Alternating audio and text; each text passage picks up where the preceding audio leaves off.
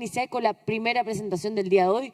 Nos vamos a conectar directamente con alguien que nos está esperando desde España. Él es arquitecto con un máster en rehabilitación y renovación urbana, con una amplia experiencia en obra pública y privada, así que vamos a dar la bienvenida a Evelio Sánchez, que ya nos puede ver. No sé si nos escucha, Evelio, si nos puedes confirmar. Lo escucho perfectamente. Perfecto. ¿Ustedes lo escuchan bien? Perfecto. Muy buenos días, muchísimas gracias por estar acá junto a nosotros. Te dejo este escenario virtual para que nos puedas hacer tu presentación. Perfecto, pues voy a arrancar entonces, a ver dónde tengo la pantalla, aquí. Bueno, pues a ver, sobre todo muchas gracias por haberme invitado y bueno, como bien decías, el tema principal, el leitmotiv de esta charla es las personas y a partir de ahí todo lo que supone el implementar BIM a partir de esto. Cuando yo, bueno, titulé la presentación Digitalización sin computadoras, era precisamente, bueno, con dos motivos. Uno, por supuesto, el llamar un poco la atención respecto de los que ya están iniciados en este tema y que, bueno, un poco les chocara en la cabeza el cómo es eso de que podemos digitalizar una estructura sin computadoras, pero sobre todo también el hacer mención, el hacer hincapié en el hecho de que la digitalización no depende de las computadoras. Evidentemente con ellas, trabajamos con ordenadores, trabajamos con datos, pero que la digitalización empieza mucho antes que estas computadoras. Y para ello, simplemente contaros una anécdota. Bueno, para mí, una de mis aficiones favoritas y, bueno, durante mucho tiempo practicada con bastante placer e intensidad, es el billar de carambolas, que no tiene nada que ver con la metodología BIM, pero que espero que sirva para ejemplificar parte de lo que bueno, pretendo desarrollar durante esta charla. Como digo, es una de mis aficiones favoritas. Me gusta bastante jugar al billar de carambolas, al billar de tres bandas. Eh, pero tengo un pequeño problema ahí, es que soy sumamente malo, soy malísimo jugando al billar, pero bueno, a mí me divierte mucho, con lo cual, pues mira, como no se trata de ganarme la vida con ello, pues me lo paso bastante bien jugando y en cierta ocasión, hace ya, pues, ya unos añitos, eh, estaba una tarde bastante temprano en mi club, donde jugaba habitualmente, entrenando. eh, Podéis imaginaros el club completamente vacío porque era demasiado temprano y estaba yo solo en la mesa de billar. El tema es que entró uno de bueno, probablemente el mejor jugador del club, en este caso, bueno, además amigo, y Montoto, este compañero, me preguntó bueno, si podía jugar un rato conmigo, si podía, mientras yo estaba entrenando, si le importaba que jugara conmigo. Y bueno, por supuesto, le dije que no. Yo siempre considero que la mejor forma de aprender y de avanzar es rodearte de los que saben más que tú y tratar de aprender de ellos. Bueno, pues en este caso no era diferente. Yo procuraba siempre, ya os digo, yo era bastante malo, es bastante bueno. Y yo siempre procuraba, pues, eso, jugar con gente con mejor conocimiento, con mayor capacidad, bueno, con mucho mejor desempeño que yo. El caso es que bueno, yo estaba jugando, imaginaos, con mi palo, mi taco de billar, pues de estos enroscables, taco pues, del que yo estaba pues, relativamente orgulloso porque es un taco bueno, de competición, un taco, vamos, una herramienta bastante digna de ver. El tema es que Montoto echó mano de uno de estos tacos de los palos que están normalmente en los billares en la pared. Estos que cualquiera que llega juega y echa mano de ellos. Bueno, lo habitual es que estos no sean las mejores herramientas, no son los mejores tacos. Y bueno, aunque lo habitual es que cada uno de nosotros, dentro de su taquilla, dentro de su armarito, tiene su material. En este caso, Montoto decidió que, bueno, que para un ratillo que iba a estar, pues que no tenía sentido o que no le apetecía ponerse a buscar y a desenredar su material. El caso, insisto, es que empezamos a jugar y, bueno, por hacerlo corto, me pegó un repaso, me barrió por completo, no era esperable otra cosa, pero bueno, lo cierto es que mientras yo hacía ninguna, carambolas, Montoto cada vez que entraba pues hacía tres, cuatro, cinco, la serie que fuese, empezaba una con otra, enlazaba una con otra y bueno, iba encajando una tras otra. Eh, por más que mi taco es bastante superior a cualquiera de los que estaba allí en la pared, por más bueno, estaba mucho mejor torneado, maderas muy finas, los contrapesos en su sitio, un peso adecuado para jugar, la suela perfectamente colocada, y digo perfectamente porque la había colocado el propio Montoto. El caso es que yo hacía, pues eso, buenamente una, en el mejor de los casos. Sin embargo, él, que jugaba con un trozo de palo, porque no podía llamarse de otra forma, era un trozo de madera, pues, bueno, sin más pretensiones. Además, bueno, completamente desgastado por el uso, muy, bueno, os podéis imaginar, el típico, la típica herramienta que está ahí desde hace años, que se va usando por parte de cualquiera y que uno tras otro van tomando y bueno, deshaciendo y evidentemente nada de maderas finas, ni contrapesos, ni mucho menos. Pero el tema es que él iba avanzando y al final, pues lo que digo, me pegó un repaso de los que hacen época. ¿Cuál es el motivo, la conclusión aquí? Bueno, la conclusión era sencilla. Montoto jugaba muchísimo mejor que yo, juega muchísimo mejor que yo y da igual la herramienta que tenga, su conocimiento va mucho más allá de la herramienta que tenga entre manos. De hecho, es capaz de sacar lo bueno de una mala herramienta y lo muy, muy, muy bueno de una muy buena herramienta. La implementación BIM es exactamente lo mismo.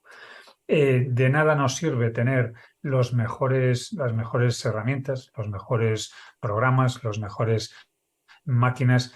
Bueno, no hay semana, yo creo que no hay semana que no me pregunten, a ver qué te parece este ordenador en concreto, qué te parece esta configuración concreta, o que me digan cuánta memoria necesito, cuánta gráfica necesito. En fin, todo este tipo de temas que muchas veces cuando uno se va a incursionar en la metodología BIM, pues se plantea que es lo que realmente tiene que tener en cuenta, que es, pues, hombre, si yo me voy a meter aquí, tendré que contar con el equipamiento necesario. Bien, eh, por supuesto también con el software, todo el software que pueda acumular. Necesitaré pues desde un buen modelador BIM, no sin entrar en marcas, necesitaré un buen visor, necesitaré una buena herramienta de planificación, necesitaré gestionar todo el tema de procesos con buenas herramientas. Para diseñarlo aprovecharé para también tratar de hacerme investigar cuál es el mejor software con el que puedo contar para en un momento dado diseñar esos procesos, etcétera, etcétera. Pero en el fondo lo que estoy haciendo es lo que hacía yo, abrir mi taquilla, abrir mi armarito, desenroscar enroscar un taco, un palo, una herramienta de muy buena calidad, pero me falla todo lo que tiene que venir, todo lo que tiene que venir delante.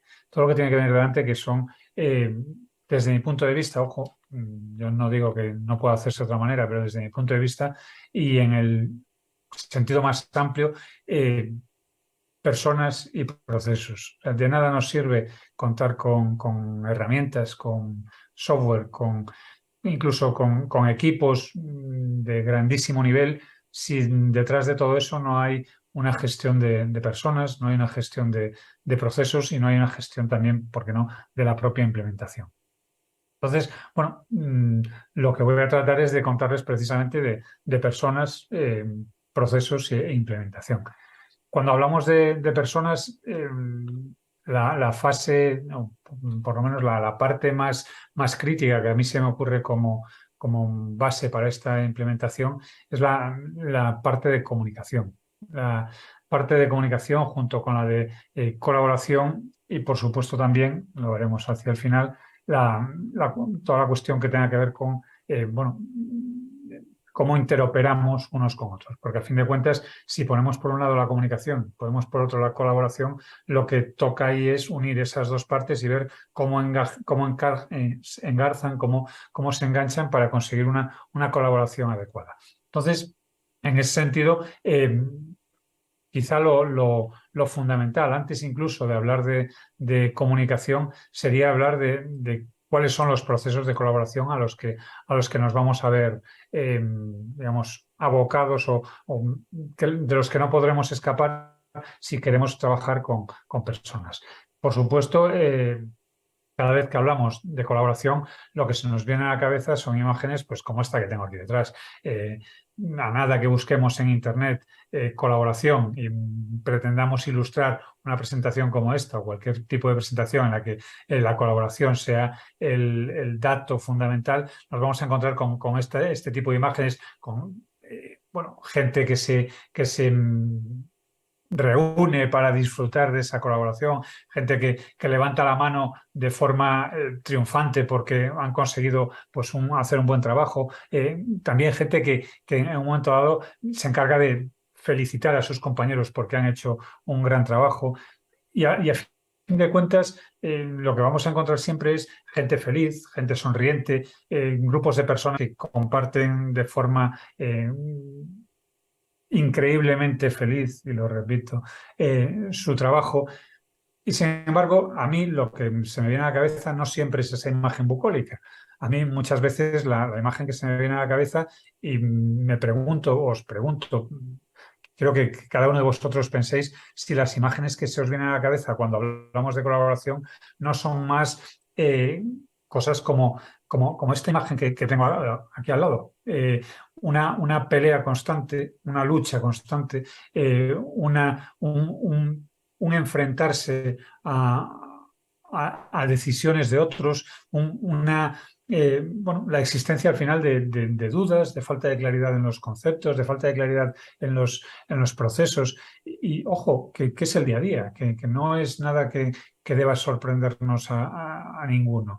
A mí me encantaría poder salir cada día de mi trabajo con la sonrisa que tiene este grupo de personas, levantando la mano fuertemente y estando orgullosísimo y encantadísimo de pertenecer a este grupo de trabajo. Pero lo cierto es que a nosotros nos toca pues trabajar, entre comillas, con cualquiera. Nos toca trabajar con distintos oficios, nos toca trabajar con distintos equipos. A veces tenemos la suerte de mantener el equipo de forma estable, pero si nuestro equipo tiene que trabajar, tiene que colaborar con un equipo ajeno, pues nos tocará entrar en relación con personas que no conocemos, con personas que tienen, pues como nosotros, su día a día, sus malos días, sus niños enfermos en casa o sus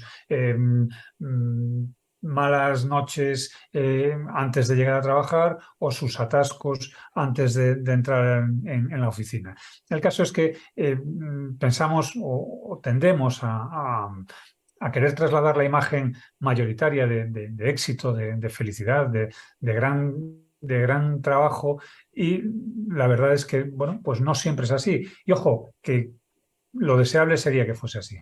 Pero lo cierto es que de manera generalizada, bueno, en mi país por lo menos, los estudios de arquitectura, los estudios de ingeniería son de una dimensión pues reducida.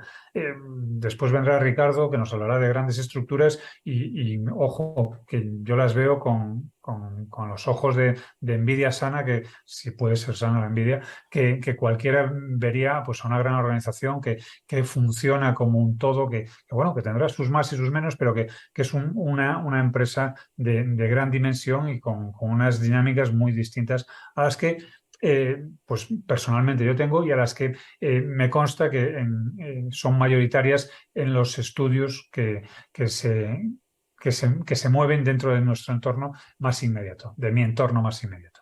Entonces, cuando el entorno es ese, es un entorno pues, de pequeños equipos, de equipos que se van moviendo de un puesto a otro, de un proyecto a otro de forma regular, pues lo que toca es establecer alianzas, establecer colaboraciones, insisto, nos gusten más o menos, sean más o menos peleadas y con todo lo que conlleva. Para ello, pues cuestiones como la colaboración, la comunicación, entiendo que es el punto fundamental. Porque, vamos a ver, de nada nos sirve tener un equipo en el que presumamos de colaboración si ese equipo no somos capaces de hacer que se comunique primero entre ellos, porque como equipo necesitamos tener claro cómo y qué estamos haciendo cada uno.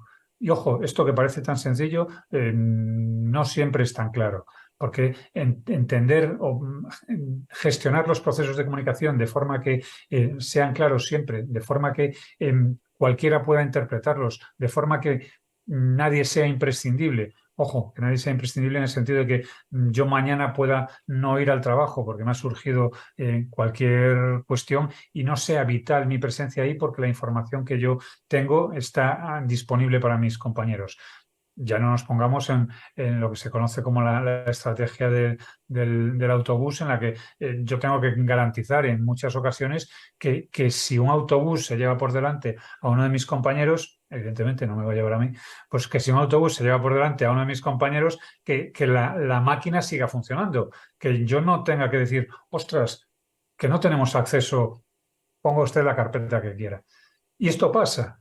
Esto pasa, a lo mejor no con la gravedad que digo, del autobús que se lleva por delante al pobre de mi compañero, pero pasa cuando pues de repente se va de vacaciones y por lo que sea, pues un presupuesto que llevábamos en 3 meses detrás de él decide que el mejor momento para ponerse, para reactivarse es justo cuando se acaba de marchar la persona que estaba designada como responsable, como interlocutor para ese presupuesto. Entonces, bueno, el saber cómo gestionar las comunicaciones de equipo para mí es fundamental.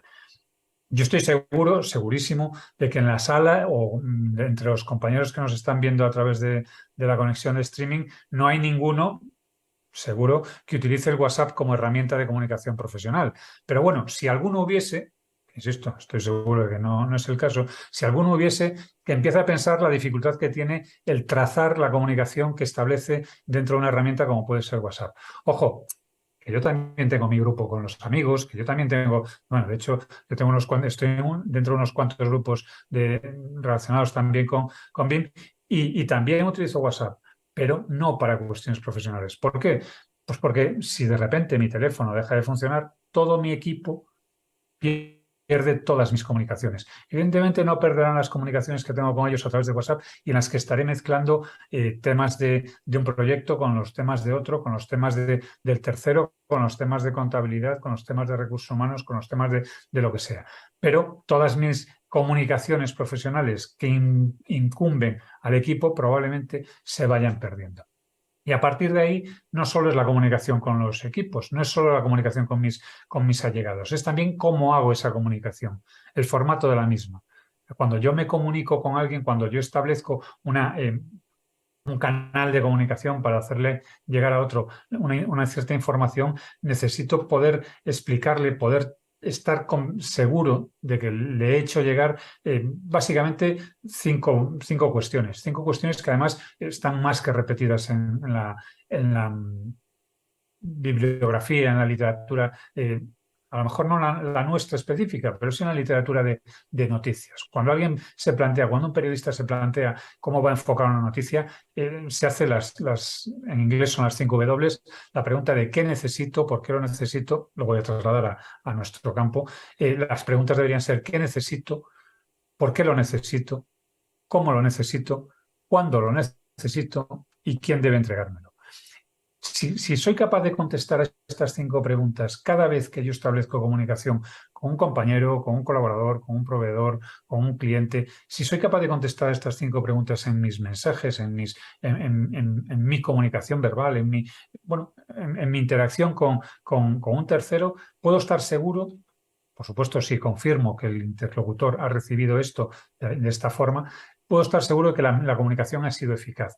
¿Y qué consigo con esto? Pues reducir en un porcentaje, no puedo cuantificar, pero enorme, las incidencias derivadas de yo entendí que, yo creía que, es que no me habías dicho que, en fin, todo esto que entendemos que de alguna forma forma parte de los requisitos que se establecen dentro de una comunicación. Y hablando de requisitos también, pues la necesidad de saber, y hoy por hoy, afortunadamente en Chile, cada vez entiendo que esto será menor, pero entiendo que cada vez nos toca prestar más atención a qué pedir. Cuando un cliente nos pide que integremos BIM dentro de nuestro proyecto, ¿qué nos está pidiendo realmente? ¿Para qué quiere esa información que nos está pidiendo? ¿Qué desea contratar? ¿Qué está buscando?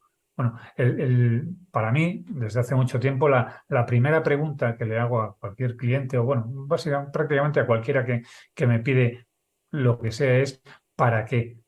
No es por una cuestión de cotilleo, que a veces uno bueno, puede sentirse ciertamente un poco violento a la hora de acometer esta cuestión. Es más bien una cuestión de entender el contexto en el que se mueve el otro para poder trasladarlo a mi capacidad de dar respuesta a ese contexto.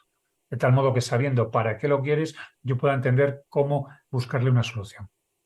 Por supuesto, junto con todo esto, pues, cuestiones de intercambio, de interoperabilidad, porque a raíz de esto que comento, a raíz o sea, generado por esta comunicación, generado por esta necesidad de colaboración, llega la necesidad de intercambio, la necesidad de trabajar sobre entornos comunes de datos. A veces no podemos llegar a trabajar con entornos comunes de datos como nos gustaría conforme a la ISO 19650. Bueno, fantástico, pero dentro de nuestras capacidades integremos la necesidad de contar con esos espacios de intercambio dentro de lo posible, lo más cercanos a lo que podrían definirse desde los estándares, pero entendamos que es vital empezar a trabajar. A veces parece mentira que haya que repetirlo, empezar a trabajar con plataformas de intercambio en las que podamos todos, de una cierta manera ordenada y estructurada, trabajar con la misma información. Insisto, a veces puede parecer que sobra decir esto, pero bueno, les garantizo, por lo menos creo que muchos de los que están viendo ahora mismo habrán tenido probablemente en el último año alguna mala experiencia con este intercambio de datos que debería darse. Y estoy hablando de la plataforma, pero si me meto en los formatos ya, qué decir, cuestiones como que un IFC no es solo guardar un archivo y olvidarnos, bueno, entiendo que también debería entrar aquí. Y entender esto desde el punto de vista de quien lo está pidiendo y de quien lo está generando también es parte de la importancia o es parte de la clave de un intercambio operativo y realmente eficaz. En ese sentido, bueno, por supuesto yo les voy siempre a recomendar y más teniendo bueno, el público que tengo ahora mismo, la apuesta por formatos abiertos. Ojo, no por una cuestión no solo de una cuestión de ideología o una cuestión de convicción moral, sino también por una cuestión de garantías, una cuestión que nos permita saber que disponemos de nuestra información en el tiempo que sea y que podemos volver atrás en cualquier momento porque esa información, esa documentación va a estar disponible para nosotros y disponible en las condiciones, sean las condiciones que sean. Bueno, digamos que una vez eh, arrancamos o somos capaces de centrar todos los aspectos que implica una implementación en estos tres apartados, en el apartado de colaboración, en el apartado de comunicación y en el apartado de intercambio, podríamos entrar ya, ahí sí, una vez definidas esas bases, podríamos entrar ya a definir procesos en los que, bueno, fijarnos, pues evidentemente que en cuestiones como que nosotros vamos a tener que, de alguna forma, generar nuestros propios estándares. Ojo, no digo que tengamos que inventarnos un estándar para cada uno, sino que tendremos que inventarnos nuestros estándares de trabajo, nuestras formas de trabajar, nuestros procedimientos. Tendrán que adaptarse siempre a las personas y no al revés. Es muy peligroso, por qué no decirlo, el tratar de acomodar a una organización dentro de una estructura de pensamiento que no es la que corresponde a su cultura tradicional. En el sentido de que yo no puedo llegar a hacer una implementación BIM como un elefante en una cacharrería y decir, bueno, esto es lo que vamos a hacer ahora, lo vamos a hacer todo así, sin atender a lo que hay antes. Lo que hay antes, que es una estructura empresarial, que es una organización, es una cultura de trabajo, es una cultura de empresa que a lo mejor no tiene nada que ver con la cultura de la que yo vengo o que no tiene nada que ver con la forma de trabajar en la que yo me muevo. En ese sentido, el saber entender que los estándares están ahí para ayudarnos y para ayudar a adaptar la forma de trabajo de los demás a la forma de trabajo común, creo que es un punto en el que deberíamos de alguna forma hacer hincapié y hacer mención en nuestro día a día. además de los estándares, en definir, y después de estos estándares, definir los flujos de trabajo, definir cuándo va qué cosa después de cuál, de tal modo que yo sepa que antes de contar con una construcción, como puede ser en la foto que tienen aquí abajo eh, a mi derecha, en vez de para contar con una construcción acabada, antes tengo que definir cómo se van a colocar cada una de las piezas. De tal modo que si soy capaz de tomar a las personas, definir el tipo de colaboración que quiero, establecer los formatos de comunicación que me interesan, formular correctamente los estándares y los procesos en los que me estoy metiendo, definiendo los flujos de trabajo de la manera más acomodada a la empresa en la que me estoy moviendo, con arreglo a la información que la propia organización me está dando y con arreglo a la cultura que la propia organización me está dando, seré capaz de generar flujos de trabajo útiles, generar flujos de trabajo que me permitan avanzar en esos procesos. Procesos que además contarán con la necesidad de establecer una cierta política de datos, de establecer una cierta preocupación por lo que son, toda la cuestión relativa a la información que yo voy a gestionar de forma consciente, en el sentido de que, bueno, yo cuando quiera trabajar con información, lo avanzaba antes en el tema de interoperabilidad, cuando yo quiera trabajar con la información que estoy generando a día de hoy, dentro de 5, 10 años, y a veces pasa que necesito trabajar con esa información dentro de 5 o 10 años, ojo, o a lo mejor dentro de 5 meses, si no tengo la garantía de que esos datos tienen una pervivencia que me permita acceder a ellos, acabo de perder no la capacidad de acceso a esos datos, sino que acabo de perder todo el tiempo que he invertido en generarlos. De tal modo que el mantener, y creo que en Chile huelga a decirlo, el mantener el enfoque en un formato, en un enfoque, bueno, valga la redundancia, OpenBIM es fundamental, no tanto por la interoperabilidad a veces, como por la pervivencia de estos datos. El que no dependa mi capacidad de trabajar con mi propia información, con la información que yo genero, que no dependa de un tercero que, bueno, de un momento dado decida pues, que mi licencia cuesta 3 veces más o que mi herramienta no va a permitir generar información para otra plataforma. En ese sentido, pensemos también que no son solo los datos gráficos los que deben pervivir, son los datos no gráficos. Cada vez más, y yo desde luego soy de los que cada vez apuesta más ahí, cada vez más BIM tiene que hacer mención, poner el acento en la I de la información. Por supuesto, hemos pasado muchos años entendiendo building modeling como modelado 3D de edificios. Bueno, creo que toca o es conveniente cada vez más hacer mención y énfasis en la I de la información. También en el cuidado de esta información, ojo, porque junto con esta información, o junto con la necesidad de pervivencia de datos, junto con la necesidad de contemplar la información que generamos, no solo desde el punto de vista gráfico, sino también desde el punto de vista no gráfico, viene la necesidad de tomar conciencia de la seguridad de datos. Bueno, huelga hacer mención a ejemplos concretos, pero creo que a cualquiera se nos puede venir a la cabeza algún conocido, algún amigo, algún gobierno que ha tenido problemas con la seguridad de sus datos y de repente ha visto cómo su estructura, su infraestructura empezaba a temblar desde lo más hondo precisamente por no tener esa conciencia de datos. Conciencia de datos que empieza, esa conciencia de seguridad de los datos que empieza por la conciencia de cada uno de nosotros, de cada una de las personas en la importancia que tiene su participación dentro del proceso.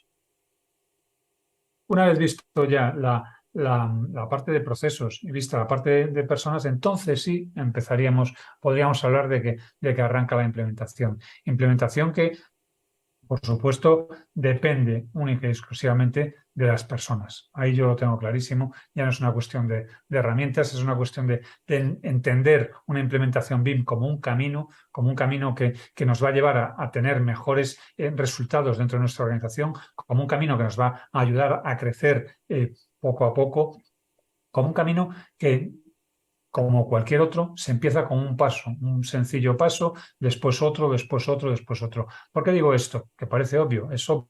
obvio.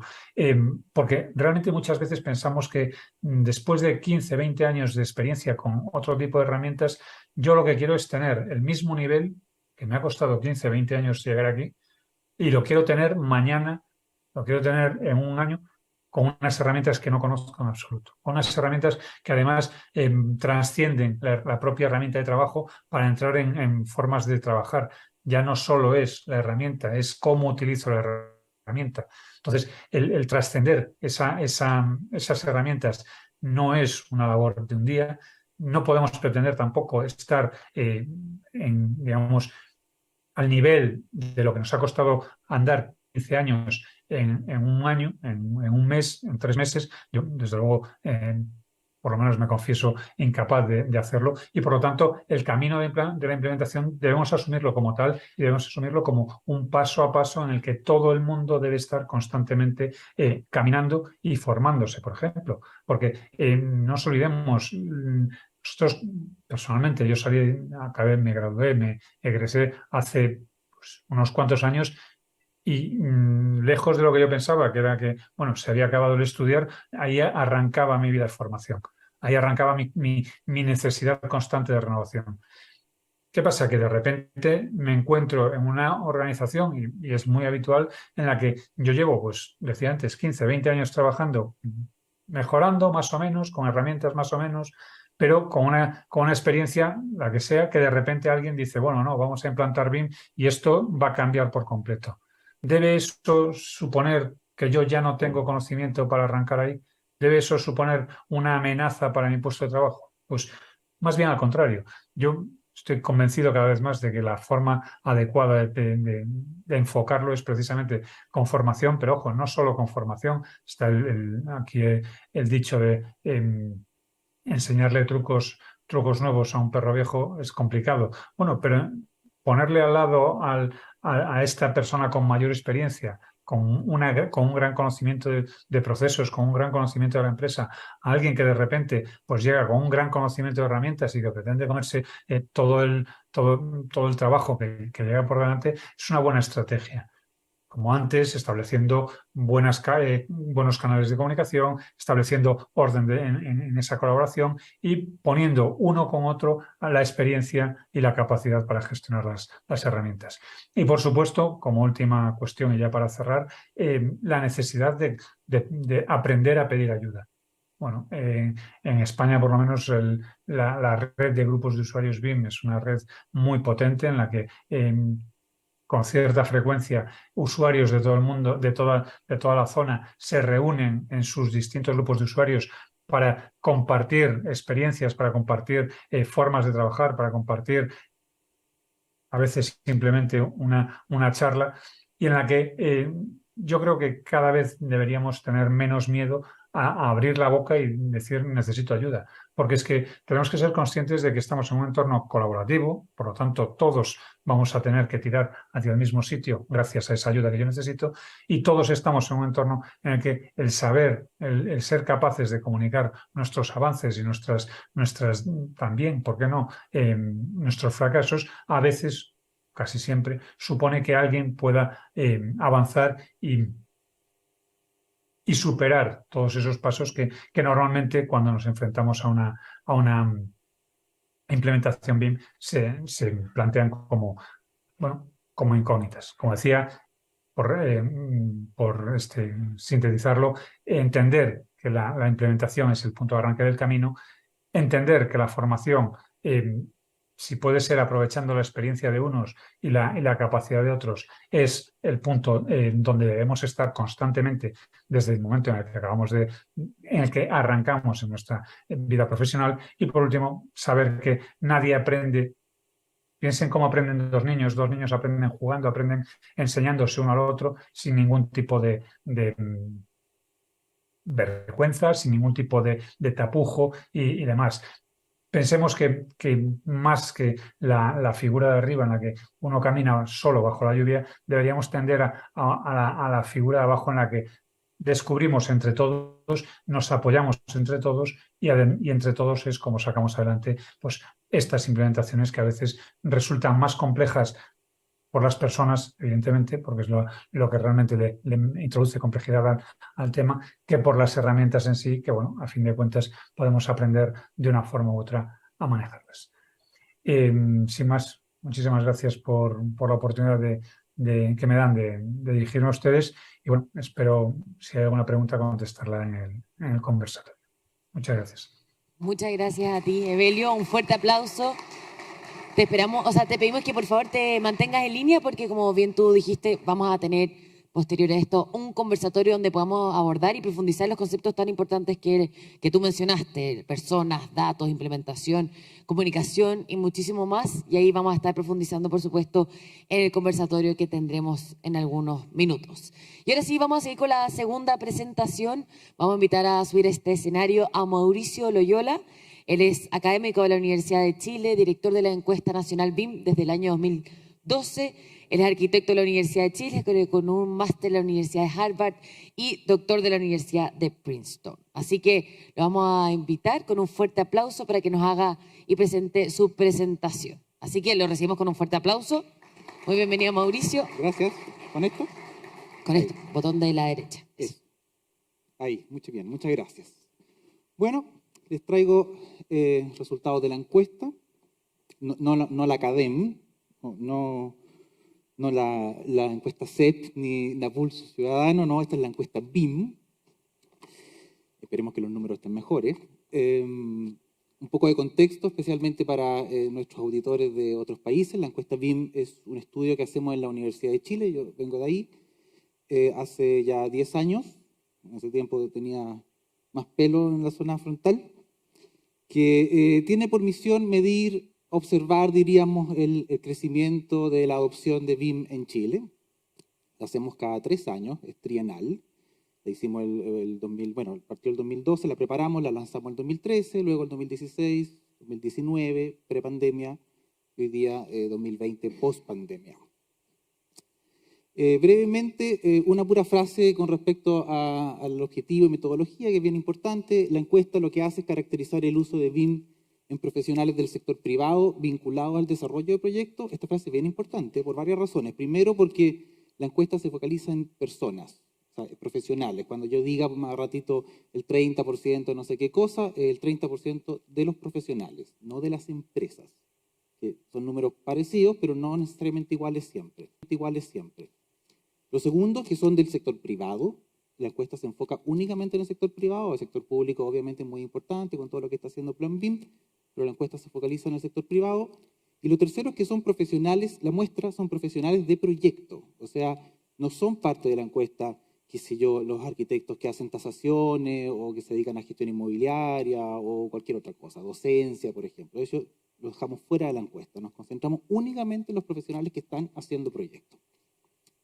Quiero aprovechar también de agradecer a nuestras instituciones que nos colaboran, que nos ayudan, sobre todo en la difusión y en la distribución de la encuesta, que es el Colegio de Arquitectos, el Colegio de Ingenieros, el Colegio de Constructores Civiles, veo por ahí algunas personas, la Asociación de Oficinas de Arquitectos, la Asociación de Ingenieros Civiles Estructurales, la Asociación de Desarrolladores Inmobiliarios, el Comité de Especialistas de la Cámara y la CDT.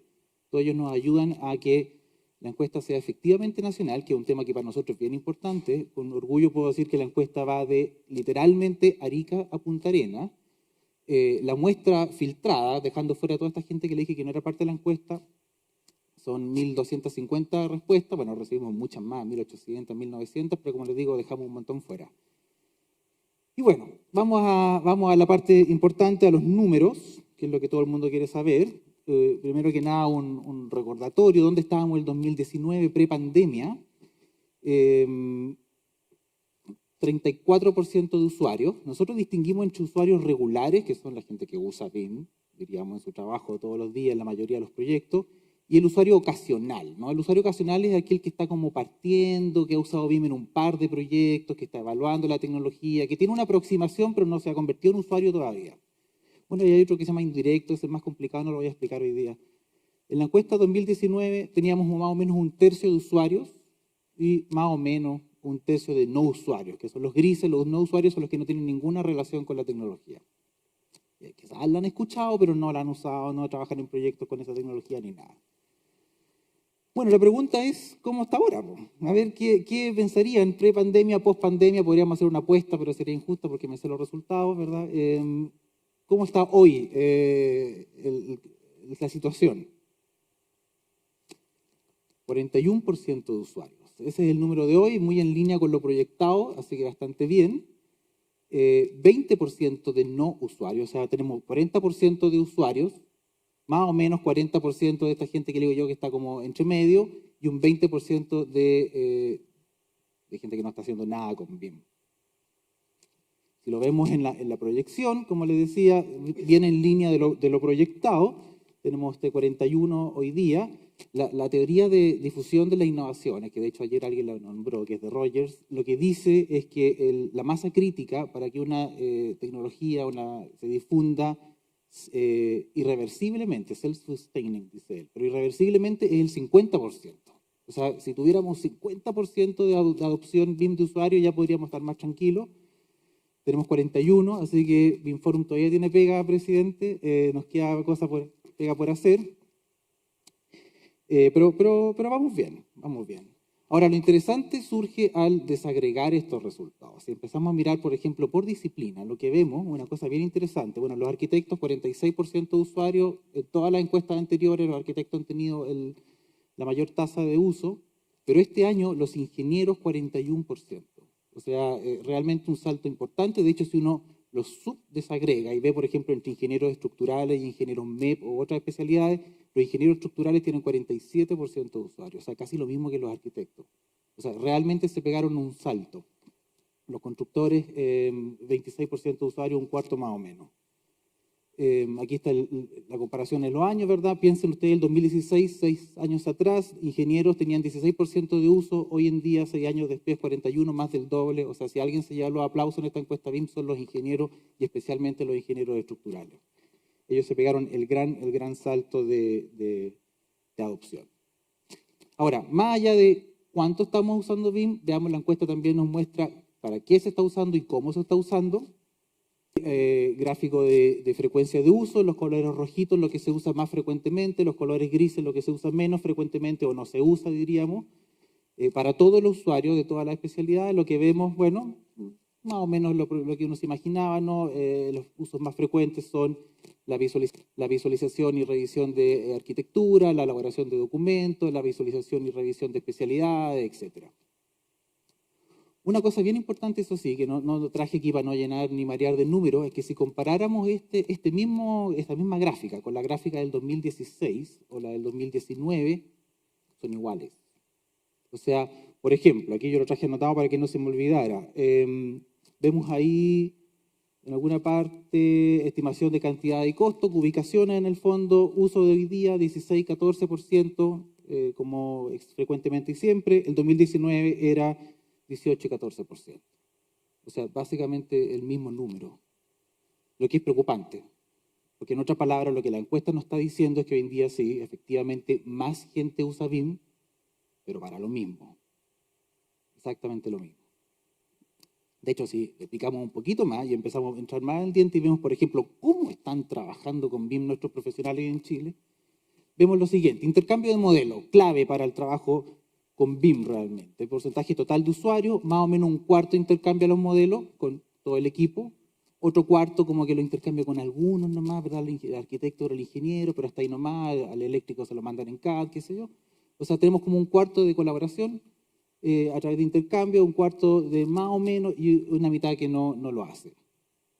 De nuevo, ahora sí empieza a aparecer una cosa interesante, si empezamos a indagar en estos datos y a separar ahora por tipo de usuario, por persona, que es la clave. Voy a mostrar varios gráficos que se refieren a cómo las personas están usando BIM, y separamos ahora por usuario regular, el que lo usa de verdad y el de otro que está como partiendo, vemos una cuestión increíble. O sea, usuarios regulares comparten intercambio de modelos, 39%, no lo hacen nunca, 6%. Y los que son ocasionales, los que están iniciándose, al revés. No comparten el 8% y no lo comparten nunca el 38%. O sea, totalmente al revés, el yin y el yang, ¿verdad? El día y la noche. O sea, realmente hay una diferencia pero abismal en cómo los usuarios regulares están utilizando BIM y cómo los que están partiendo están utilizando BIM. Vamos más profundamente. Por ejemplo, veamos cómo trabajan. Procedimientos de trabajo, procedimientos de colaboración. Totales primero, ¿no? 40% comparten archivos nativos en cualquier persona. Yo les decía 50%, mostraba el otro número, así que coincide, ¿verdad? La mayoría que comparte modelos lo hace con los archivos nativos, muy poquitos lo hacen con archivos neutrales, lo que hablaba recién el expositor anterior.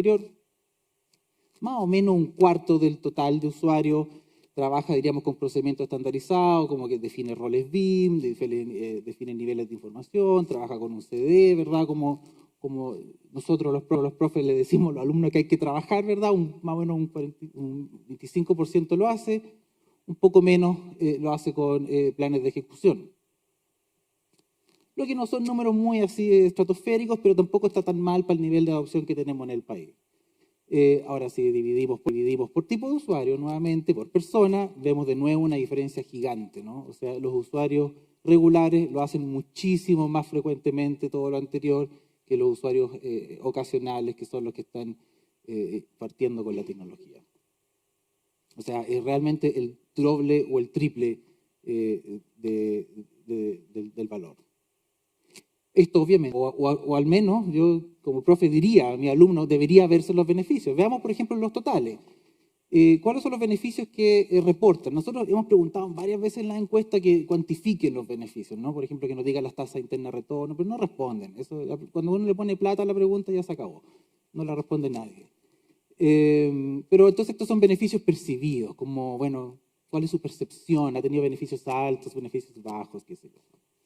Y vemos más o menos las cosas que uno usualmente escucha en presentaciones como las que están en este tipo de congresos, ¿verdad? Reducción de errores en los documentos de construcción, yo creo que eso no es ninguna sorpresa. Precisión en las cubicaciones, que es interesante, ¿eh? Porque yo recién mostraba que muy poca gente trabaja hace cubicaciones directamente con BIM.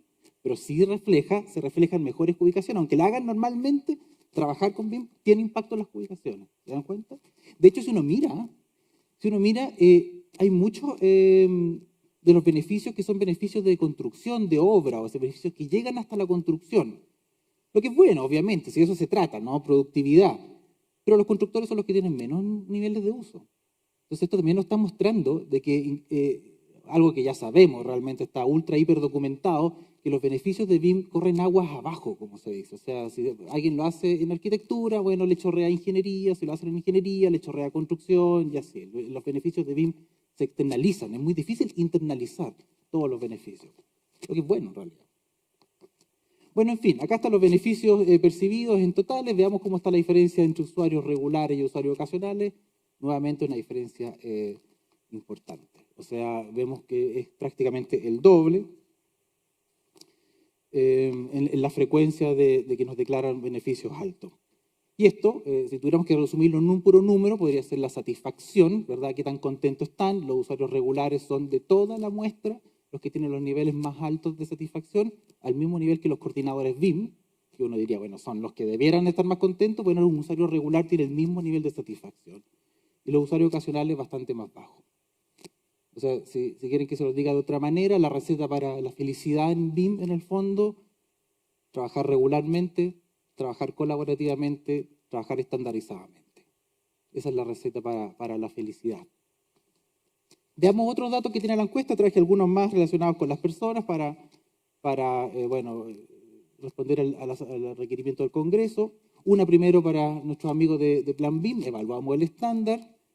En rojito, aquellos que están muy de acuerdo con estas afirmaciones. En amarillo, los que están medio neutros. En gris, los que están en desacuerdo. Y lo que vemos, bueno, BIM es útil para proyectos públicos, la mayoría. En general, la respuesta más común fue la amarilla, o sea, la neutra.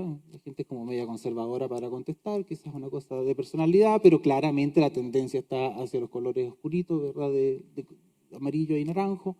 Es decir, hay una tendencia a estar de acuerdo con estas afirmaciones. En general, las personas creen que ojo que estos son usuarios que han usado el estándar BIM. La submuestra de la pregunta. Es decir, no es percepción así como, mira, me tinca. No. Esta gente que ha usado el estándar BIM, ¿qué es lo que opina? Opina que es útil para proyectos públicos. Y opina que es útil para proyectos privados. Hay mucha mitología ahí. Opina también de que facilita la colaboración entre profesionales. opina que optimiza los flujos de información en general, opina que es fácil de comprender el documento, un poquito menos, pero bueno, dentro de lo razonable. O sea, en otras palabras, el estándar BIM, Carolina, por ahí, aprobado con buena nota. Eso es lo que nos muestra la encuesta. Lo que no está tan bien aprobado son las personas. En general, la encuesta lo que muestra es que los profesionales del sector privado y del sector público no están tan bien preparados para trabajar con el estándar. Nos queda de nuevo un enorme desafío ahí, más pega para BIM Forum, más pega para Plan BIM, antes de poder usar el estándar y sacarle el máximo jugo. Roles BIM, una cosa nueva, no la habíamos preguntado antes ya que se definió en este periodo. Pusimos los resultados como en una pirámide, me gustan bien bonitos, como una pirámide poblacional. La base obviamente son los modeladores, le siguen los coordinadores, luego revisor, gestor y director, es una base, diríamos, de cómo se distribuyen los profesionales. Lo interesante está, si esto lo desagregamos y lo desagregamos por disciplina, ¿qué es lo que vemos? Vemos que la pirámide poblacional, le puse yo, de las distintas especialidades cambia muchísimo, ¿verdad? Arquitectos, prácticamente la gran mayoría son modeladores, hay muy poquito para arriba. Ingeniero es más equilibrado, ¿verdad? Más de todo. Constructores, más guatoncita, ¿no? En el área de la revisión y la coordinación y casi lo mismo modeladores. Lo que no es ninguna sorpresa en realidad, o sea, esto es lo que uno habría esperado, pero igual es como agradable verlo reflejado con datos de la realidad, ¿no? Así que bien. Vamos al lado oscuro de la fuerza. Ayer hablaban de Star Wars varias veces. Bueno, el lado oscuro de la fuerza, hablemos de los no usuarios, porque esto es un área importante para poder trabajar. En otras palabras, hablemos de ese 20% de que estaban en el primer gráfico que mostré, ¿verdad? Estaba el 40, el otro 40 y el 20. Hablemos del 20. Esto se refiere al 20. Gente que no ha... en otras palabras, hablemos de ese 20% de que estaban en el primer gráfico que mostré, ¿verdad? Estaba el 40, el otro 40 y el 20. Hablemos del los agobimantes. Un 13%, esto es el nivel de conocimiento. Lo primero que le preguntamos obviamente a los que no son usuarios si conocen BIM.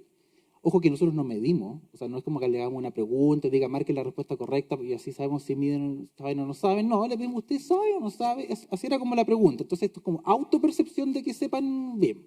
Pero ¿qué es lo que ellos mismos nos dicen?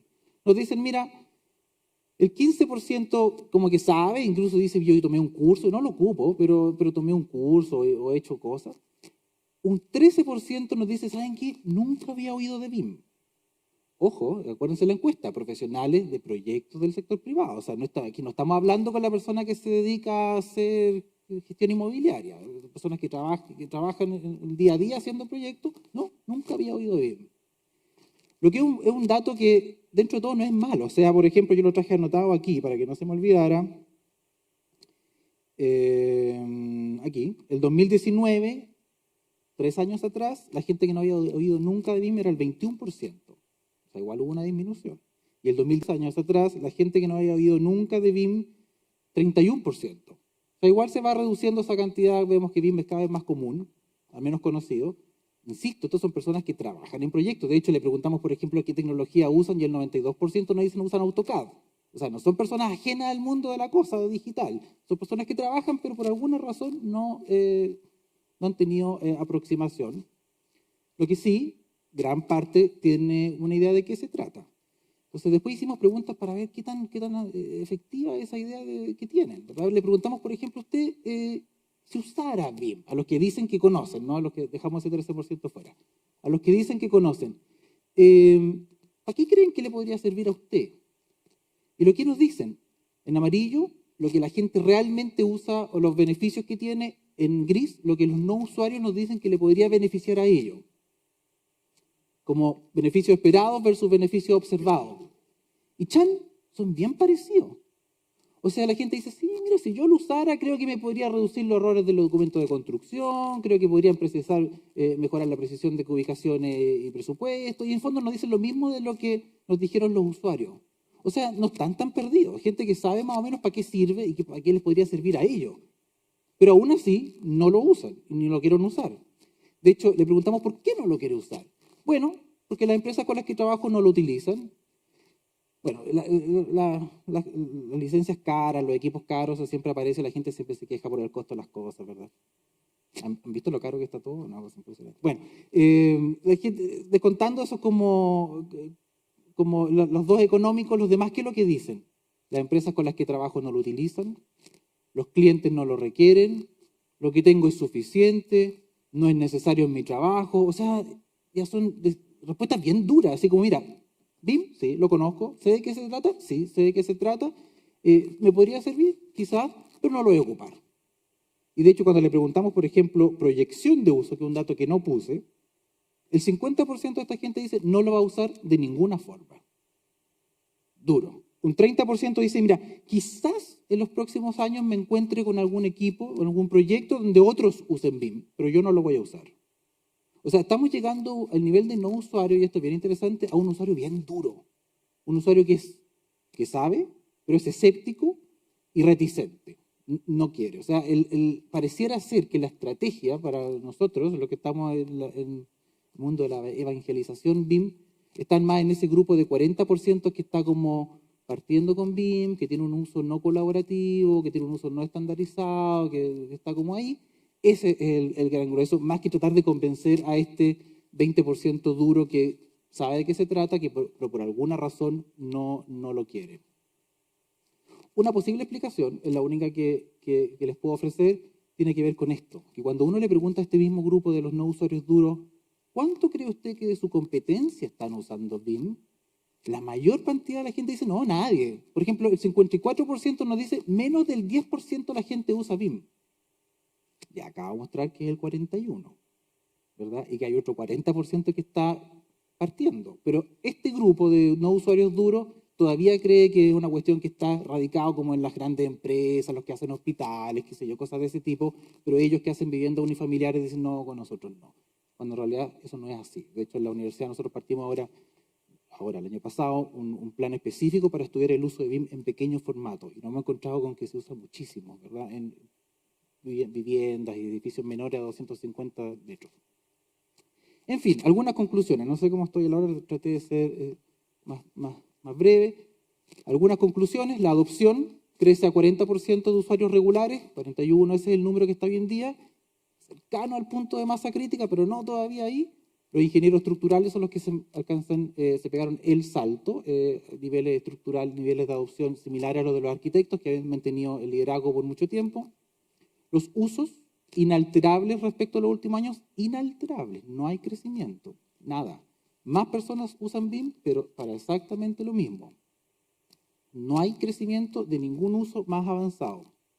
Procedimientos de trabajo, lo que les mostré, colaboración y uso estandarizado, ¿verdad? Hay fuertes diferencias entre los usuarios regulares y los ocasionales, en qué tan colaborativos y qué tan estandarizados son para trabajar.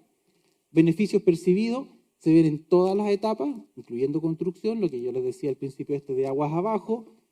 Ahora, el principio de beneficio o la percepción de beneficio está asociada al nivel de uso, entre más colaborativo y más estandarizado, más beneficio, y eso es un dato pero súper evidente en toda la encuesta.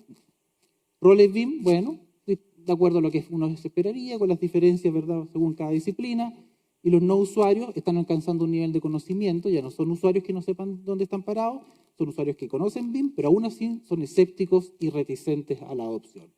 Ese es como el panorama general de este año. Hay muchos más datos en la encuesta, yo los invito a todos a partir de la próxima semana, creo que el martes se liberan públicamente el informe, va a estar en la página de la encuesta y en la página de todas nuestras instituciones amigas, BIM Forum y todos los colegios, las vamos a distribuir Urbi et Orbi. Así que bueno, muchas gracias por la atención. Muchas gracias a ti por esta interesante información que hoy día nos entrega. Muchas gracias, un fuerte aplauso y también nos vamos a volver a encontrar contigo, Mauricio, en el panel, ¿cierto o no? Sí.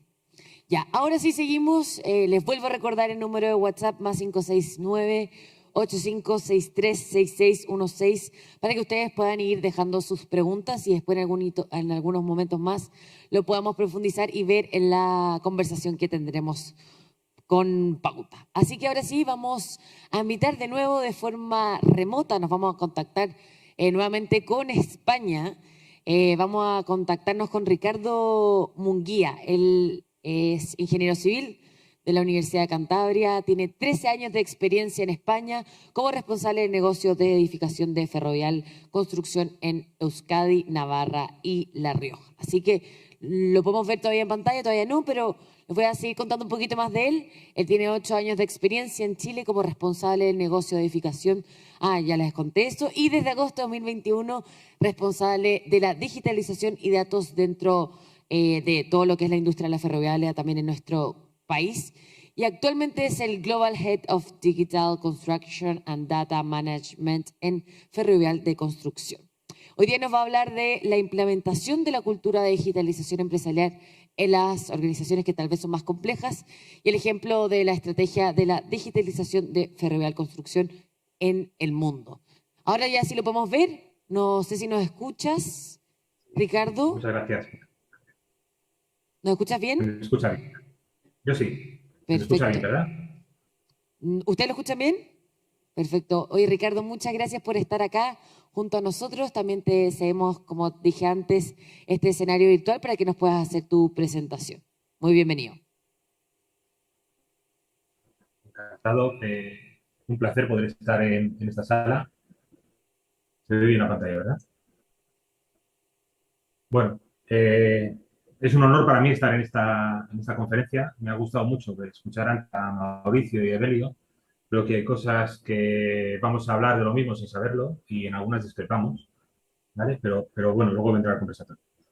Me pidieron un poco contar cómo es implantar BIM en empresas multinacionales o complejas, entonces he puesto un poco la experiencia de Ferrovial. Entonces, he dividido la presentación en 3 partes. Una primera, explicar un poco qué es Ferrovial para que se entienda el problema, cómo hemos hecho la digitalización en el pasado y ahora, un poco también contar los errores para que a alguien le pueda servir el error ajeno para no tropezar y un pequeño resumen cierre, ¿vale?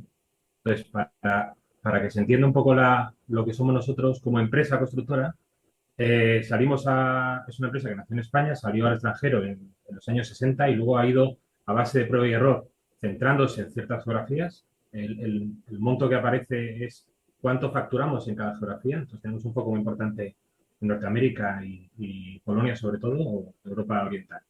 Entonces, para que se entienda un poco también la complejidad, por eso lo ponía, nosotros en Norteamérica tenemos un nivel de digitalización muy bajo porque estamos focalizados en obras civiles, sobre todo lineales, muy grandes. Entonces, la obra civil en Estados Unidos es papel. No hay digitalización. Todos los documentos son papel. En edificación sí que hay una digitalización alta, en Canadá sí lo hay.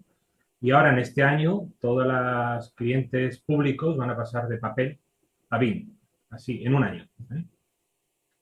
Y en general tenemos una estructura poblacional con gente senior en el nivel muy alto y gente muy joven en casi todos los demás niveles. Obras separadas, es un mix bastante complicado. Reino Unido y Australia, los nombro a la vez porque son muy parecidos, tienen un nivel de digitalización, implantación BIM altísimo, con equipos senior muy potentes y todo tipología de obras. Latinoamérica, copiando un poco la estela de Chile, o sea, para mí Chile tiene un nivel de digitalización bastante alto comparado con el resto. Y tenemos equipos muy jóvenes, hacemos todo tipo de obras, pero sobre todo obras grandes. Y luego lo que es Europa Occidental, España, Francia, Portugal, tenemos todo tipo de obras, gente muy, muy experimentada y un nivel de madurez de BIM extremadamente bajo. Sí que hay gente que sabe BIM, que es líder y muy buena, pero mayoritariamente la verdad es que yo creo que estamos bastante atrás. He marcado India porque también tenemos participación en India, pero no directamente. Entonces, entendiendo que cada geografía tiene una tipología de obra, un equipo humano distinto, un nivel de madurez también completamente distinto y una diferencia de obra grande, pues cuando Beli ha dicho que qué envidia sana, pues yo creo que se ha equivocado, que no lo conoce.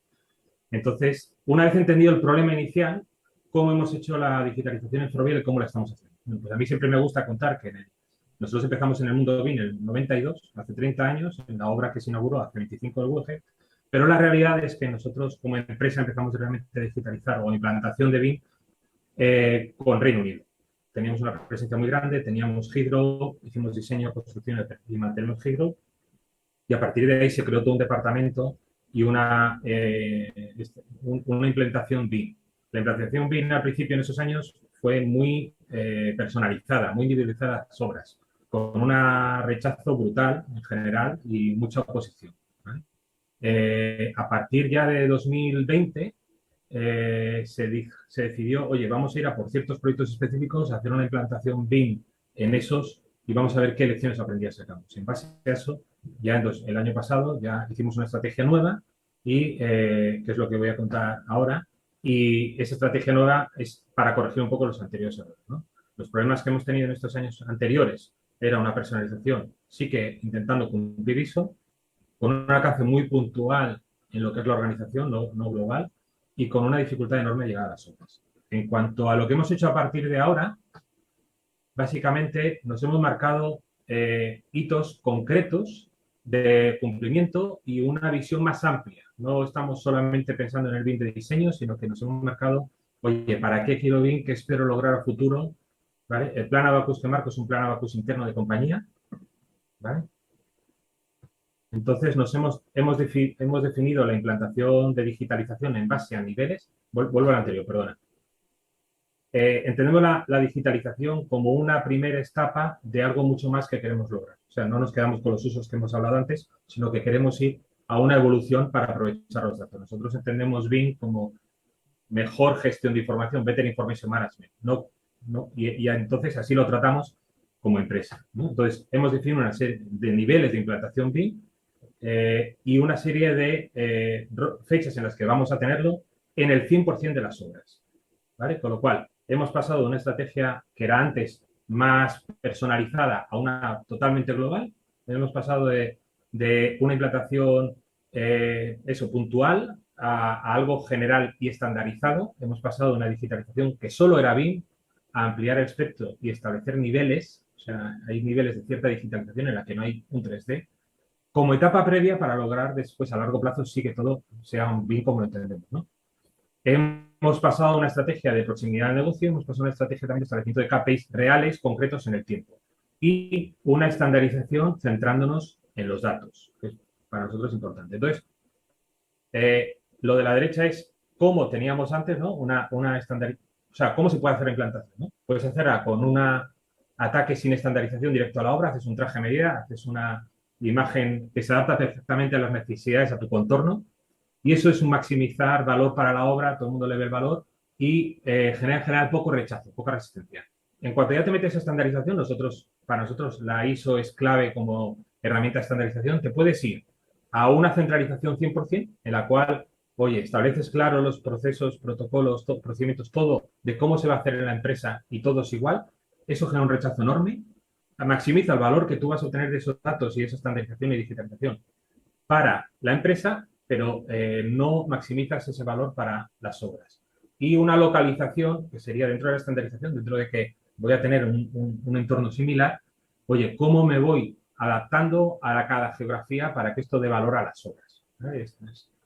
Entonces, la clave está aquí en definir dónde está el punto de equilibrio de cada organización. Si tú tienes una organización con un negocio claro, en una geografía centrada y todo muy definido y estandarizado y cerrado, ¿no? Pues vete a la izquierda, vete a maximizar el valor, perdón, a la derecha. Y si no, tienes que ir buscando equilibrio. El equilibrio lo tienes que hacer siempre con negocio. El problema de implantar digitalización es que lo solemos hacer. Los equipos que suelen hacer digitalización son equipos muy jóvenes que no siempre tienen que entender negocio. Al final, BIM lleva lo que lleva y la gente que lleva BIM tiene la experiencia que tiene. Entonces, es importante alianzas estratégicas con negocio para ver dónde está ese punto de equilibrio. Nosotros, una vez que habíamos definido los roles, las fechas y los KPIs medibles, pues conseguimos que nos ayudase el MIT en definir esta estrategia, ¿no? Y este gráfico de ellos que a mí me gusta mucho y es, oye, ¿dónde está o en qué tienes que cimentar tu estrategia de digitalización? Por lo primero es en la gente y la cultura de la gestión, ¿vale? Y ahí, cuando ha dicho antes Mauricio el por qué la gente no implanta BIM, pues mira, tenemos el de recursos humanos nuestro que a mí me dijo, oye, esta frase que copiar, ¿no? La raza humana es un ser emotivo que se mueve por impulsos y que además razona, ¿no? Que somos el resultado de la evolución de millones de años de que una persona iba por mitad de la sabana africana recorriendo un camino, no le comía al león y seguía recorriendo el camino. Y el que cambiaba el camino le comía al león. Entonces, ese no evolucionaba, ¿no? Con lo cual, salvo los que somos muy digitales o muy de estas rara avis, la inmensa mayoría de la gente tiene miedo al cambio. Entonces, tú puedes decirle a alguien que aquel camino es mejor, más seguro, lo que quieras, pero si conoce el camino seguro y no le ha dado fallos, aunque sepa que es peor o piense que es peor, va a ir por ahí. Con lo cual, la gestión del cambio es fundamental. Y aquí, bueno, pues un poco por mi amor a China, ¿no? Por la razón o por la fuerza es como logras ese cambio. Por convicción es lo ideal, porque ya es la persona la que lo hace, o por la fuerza, que puede ser porque el cliente lo exige. En este caso, yo creo que el ejemplo de Plan B no le daría notas buenas, sino que le daría un 7.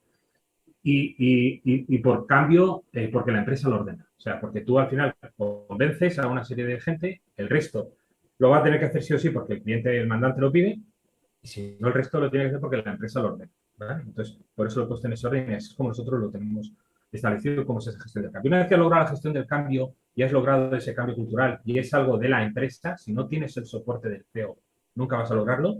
Sí que ya puedes focalizarte en 3 pilares que son las capacidades, centrarte mucho en el mercado y el negocio, ¿vale? Y gestionar recursos y talento. Y ya sobre todo eso ya puedes hacer tu estrategia de digitalización. Pero si no tienes las fundaciones, si no tienes los pilares, lo de arriba nunca va a llegar. Pero nosotros, ¿qué hemos hecho? Empresa, un soporte de nuestro CEO claro y evidente, continuo, en un documento escrito con unas fechas y un soporte. Después bajamos a otros niveles y estamos con una sponsorización de los niveles directivos bastante altos de un apoyo total de esta estrategia de empresa. ¿Vale? Y entonces ellos son sponsors del cambio digital o de la gestión digital. Y junto con ellos vamos definiendo los objetivos de estandarización localizada, con el director de Chile, con el director de Norteamérica, con ellos vamos buscando que esto sea customizado dentro de un entorno que nosotros entendemos que aporta valor a la empresa. Luego tenemos lo que es clientes y actividades como la de hoy, de buscar o apoyar o fomentar jornadas. Estamos totalmente abiertos, somos miembros activos de la Building Smart y de todo tipo de asociaciones e intentamos ayudar al cliente en esa estrategia de cambio digital porque es un cambio que va a beneficiar a todo el sector, a nosotros dentro de ese sector, ¿no? Y luego, en cuanto a lo que es personas, pues los líderes del cambio estratégico digital a veces son vistos de una forma como un extraterrestre, ¿no? Entonces, tienes que buscar siempre beneficios de compañeros directos, de alguien que le vean como su par, porque si tú quieres que alguien cambie, lo tiene que ver con un beneficio suyo personal. Entonces, tienes que buscar siempre esos ejemplos, ¿no? Luego nosotros hacemos mucho acompañamiento, cada obra que arranca tiene una reunión de inicio con el administrador de contrato, conjuntamente con él hacemos un plan personalizado de digitalización de ese contrato, de esa customización que decía, ¿no? Siempre dentro del estándar que le hemos marcado. Se le explica el estándar, se le explica los objetivos y ahí se hace un plan personalizado dentro de ese estándar. Luego damos mucho soporte en conocimiento, información, acompañamiento, guías y tratamos siempre de localizar dentro de los equipos de las obras. Siempre hay algún champion digital que llamamos, alguien que es más inquieto, más motivador y que tira de los demás, se empuja a los demás. Entonces siempre usamos a ese o tratamos de localizarle.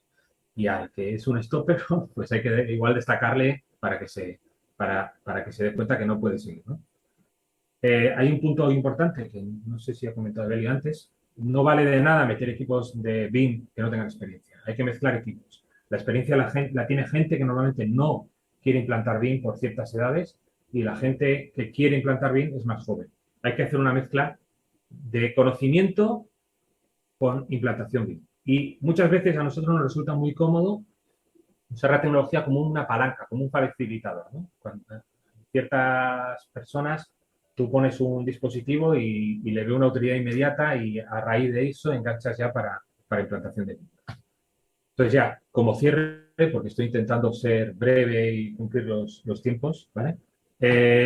Mis recomendaciones personales en base al tiempo que llevo en este rol, porque es breve, pero para nosotros las personas son la clave, es fundamental. Si no logras un cambio, no lo vas a lograr. Es también importantísimo conocer tu organización, saber dónde te puedes apoyar, en qué sitios tienes que adaptarte de una manera o de otra.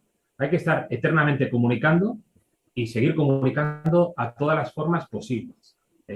Correos, presenciales, chats, redes sociales, todo, porque tú puedes pensar que estás diciendo algo muy claro y muy evidente y la otra persona entender algo completamente distinto. Y el ejemplo de ese Belio que está hablando del taco, y seguro que todos los que han estado escuchando pues han pensado en el taco del coche al llegar al estacionamiento que sea, ¿no? Y él está pensando que ha dicho otra cosa.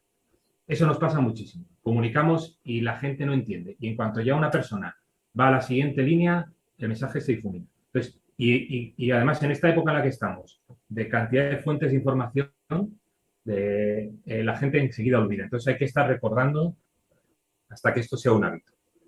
Es fundamental el soporte de la organización. Si el gerente general no lidera y lo cree de verdad y lo apoya, esto no va a ningún lado. Y luego ya sí, una vez que tú ya tienes todo cimentado, pues que no puede ser que si le vas a poner a alguien a competir a la Fórmula 1 no tenga un buen automóvil, ¿no? O sea, luego sí que tiene que poder, porque si alguien está motivado, tienes que luego dar soporte y darle herramientas para poder hacerlo. Apoyarte mucho en los champions digitales, los stoppers. No vale la pena luchar contra ellos y por su propia idiosincrasia o desaparecen o se adaptan. No, pero no hay que perder el tiempo ahí. Y luego, mucho aprendizaje y cambio de la estrategia en base al aprendizaje, ¿no? Este es un gráfico que a mí me gusta mucho de cómo el cambio estratégico tiene una curva inicial que cuesta mucho y el retorno tardas un tiempo a verlo y te tienes que ir adaptando en base a ese aprendizaje que has ido viendo de tus errores o de los errores de los demás. Y es muy real, ¿eh? O sea, al principio no ves un impacto inmediato, pero luego ya sí que lo vas viendo.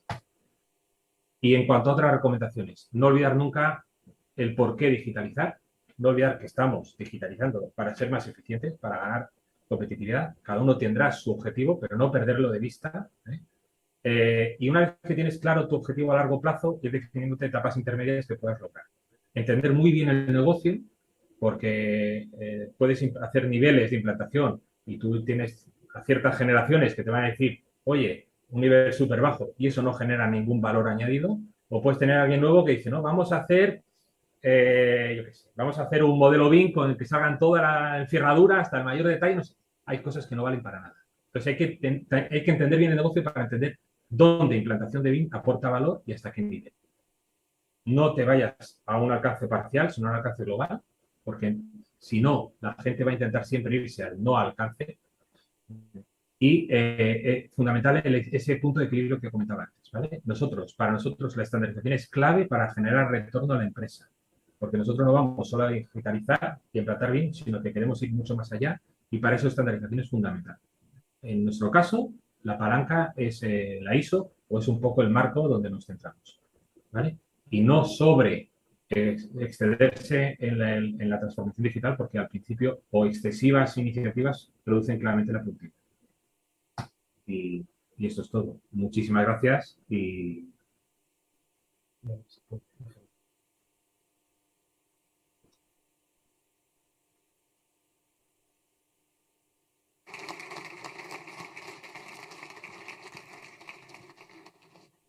Un fuerte aplauso nuevamente, por favor, para nuestro expositor. Ricardo, muchas gracias. Vamos a seguir profundizando claramente ahora en el panel de conversación y por eso vamos a invitar, obviamente, a nuestros panelistas anteriores y también vamos a invitar a Mitsuko González. Ella es gerente de estrategias de Radio Pauta, quien va a ser la encargada de moderar esta conversación. Y también vamos a invitar al vicepresidente de BIM Forum, Jorge Simpson, quien también se va a sumar a esta conversación. Y por mientras queremos volver a recordarles lo importante que para nosotros es este espacio y que ustedes participen de él. Por eso también volverles a invitar a que hagan todas sus preguntas y todos los comentarios que tengan respecto a las conversaciones que hemos tenido el día de hoy. Y también vamos a pedirles ahora que se conecten y prendan su cámara y micrófono a Evelio, a Mauricio, a Ricardo, por supuesto, para que podamos verlo y se integren de esta forma al panel de conversación. No sé si nos escuchan, si los podemos ver, para que vayamos montando acá el panel y el set de esta conversación. Ahí los podemos ver. No sé si pueden hablar para que podamos confirmar que esté todo perfecto. Sí, ya, se escucha los dos. Por mi parte yo os escucho perfectamente. Perfecto. Y ahora sí les pedimos a nuestros panelistas que suban al escenario para que podamos comenzar con este espacio.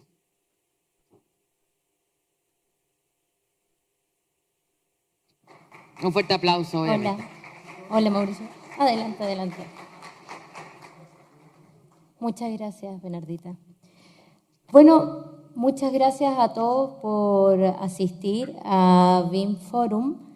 Vamos a hacer algunas preguntas con Jorge. Hemos estado conversando, han estado súper interesantes las presentaciones. Yo tengo aquí a mi espalda a Evelio y a Ricardo. Muchas gracias. No sé, ¿parto yo, Jorge? ¿Partes tú? ¿Parto yo? Tenemos algunas preguntas. Evelio, queríamos preguntarte, tú hablaste sobre que de nada servía tener buenas herramientas, ¿cierto? Si no teníamos procesos adecuados y personas que puedan contar con una buena gestión. Queríamos saber cuáles son las recomendaciones para tener un equipo BIM mejor preparado. ¿Cuáles serían los tips, decimos acá en Chile, los datos que tú podrías darnos como para tener ojo, para poder tener un equipo bien preparado? Fíjate, me sorprende un poco que me haga la pregunta a mí, porque creo que la respuesta correcta la ha dado Ricardo cuando ha explicado cómo son sus equipos y cómo ha acabado comentando que tenemos que, más que buscar el cómo montar nuestros equipos, esto pues lamentablemente, o bueno, o afortunadamente, según cómo sea, no siempre es tan fácil. Lo que deberíamos ver es cómo hacemos crecer nuestros equipos, en el sentido de que no se trata tanto de repente, de la nada, construir un equipo de alto rendimiento, sino de, a partir de la cultura de nuestra organización, sea más grande, sea más pequeña, conseguir que dentro de cada uno de nosotros crezca esa conciencia de que somos un equipo, de que necesitamos trabajar juntos y de que debemos complementarnos. En ese sentido, lo decía Ricardo, vamos, perfectamente. Esos stoppers, lo tenemos identificado todos en la cabeza. Todos pensamos en alguien concreto, seguro, que siempre está diciendo que no a los avances, que siempre está demasiado cómodo en su silla, que siempre está... a mí no me enreden con nuevas cosas, que yo siempre he trabajado así, que yo esto lo saco mucho más rápido haciéndolo así. En fin, podemos encontrar ejemplos muchísimos. Bueno, pues estos stoppers, por supuesto, no se trata tampoco de desecharlos porque probablemente tengan experiencia o capacidad o conocimiento y deberemos encontrar la fórmula en la que atraerlos hacia nuestros procesos. Por un lado esto y por otro identificar cuanto antes a esos campeones, a esos evangelistas, a esas personas, realmente a esos transformadores digitales que en todos los equipos hay. Siempre hay uno al que, y además se detecta fácilmente. Vosotros pensad, ¿a quién le pregunta todo el mundo? Pues por la configuración del móvil. ¿A quién le pregunta a todo el mundo cuando se le bloquea el ordenador? ¿A quién le pregunta a todo el mundo cuando la impresora no funciona? Ese que de repente pues te está contando cómo, pues no sé, tiene que ha visto o que tiene un dron o una impresora digital de 3D, en fin, que está más en el cacharreo. Probablemente sea el que más rápidamente asuma digamos, la adopción de estas nuevas herramientas. Bien, una vez identificados estos dos extremos, de lo que se trata es de acercarlos.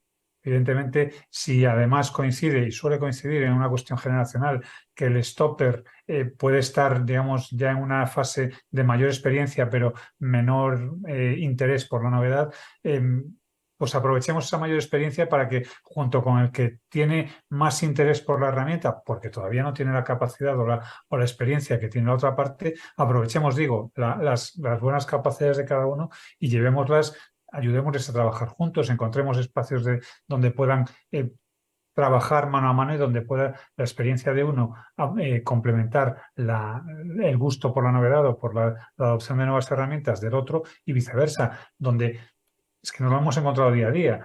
Modeladores muy buenos que no tienen ni idea de construcción, pero no tienen ni idea, ojo, no por una cuestión de maldad, sino porque simplemente no han tenido la oportunidad de crecer profesionalmente todavía. Bueno, pues aprovechemos las ventajas de cada uno para crear esos equipos de alto rendimiento, esos equipos de gran competencia.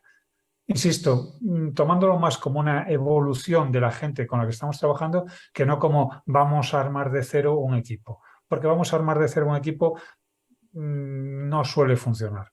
Yo me imagino, y permítame el símil, a Messi, a Cristiano Ronaldo y a Benzema jugando juntos en el mismo equipo.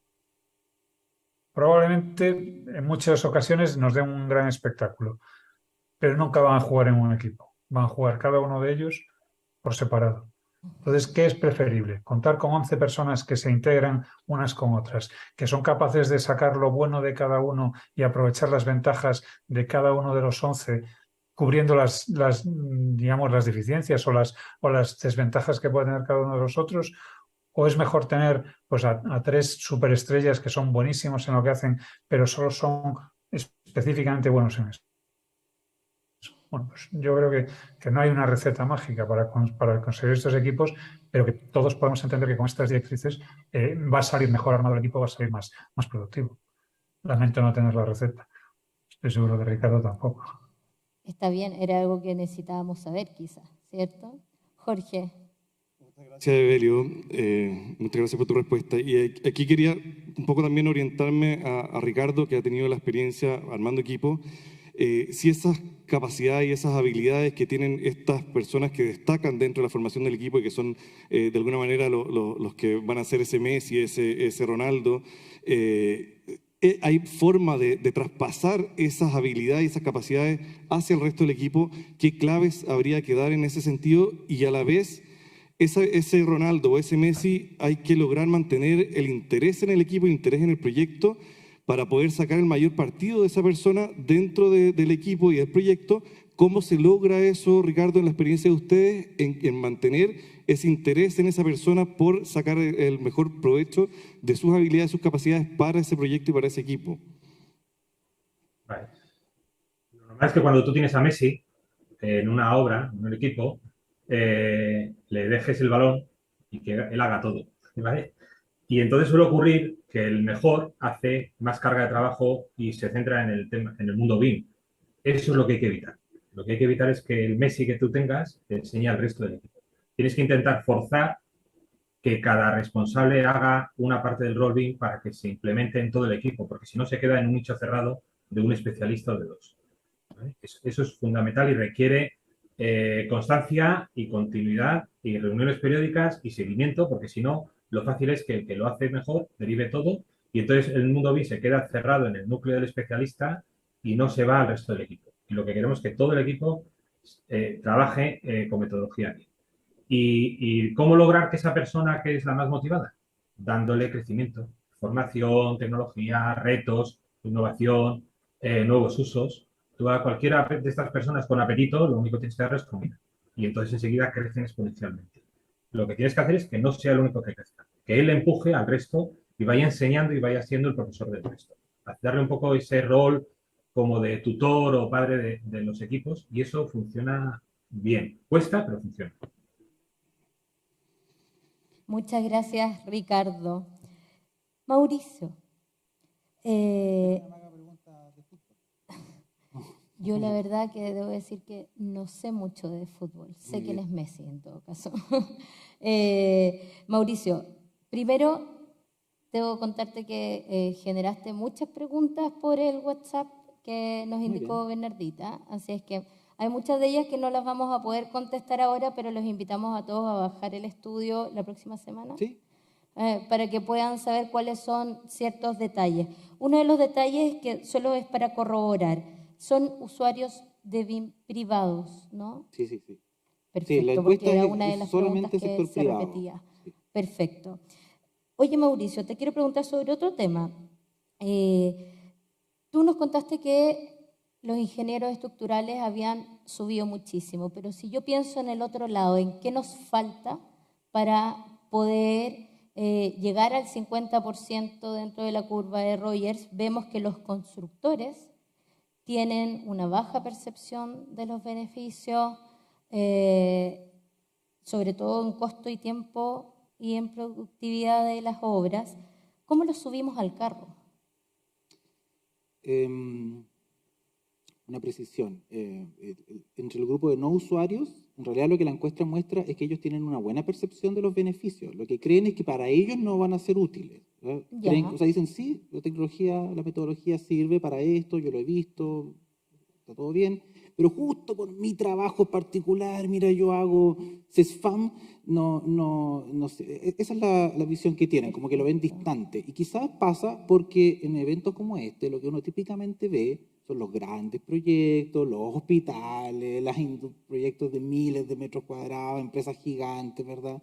Y el pequeño profesional que tiene su oficinita privada en Calera, porque la encuesta mide en todos lados. Entonces el que está en Calera, en Quellón, ¿verdad? Y hace cosas pequeñas, dice, no, esto no es para mí. Entonces hay un problema como de cercanía, de significancia en lo que ven, lo ven muy distante, lo comprenden, saben de qué se trata, han visto 1000 veces los monitos de las instalaciones puestas en BIM y después la foto al lado de cómo está, qué sé yo, la escalerilla y toda la cosa, pero dicen, no, yo no hago escalerilla. Entonces, ahí hay una distancia que tenemos la misión de decirle, no, sí, esto es para todos realmente. Y los que están trabajando en distintos tipos de proyectos también pueden acceder a los mismos tipos de beneficios, a otra escala, pero a los mismos tipos de beneficios. Entonces, esa es una cosa clave realmente. Perfecto.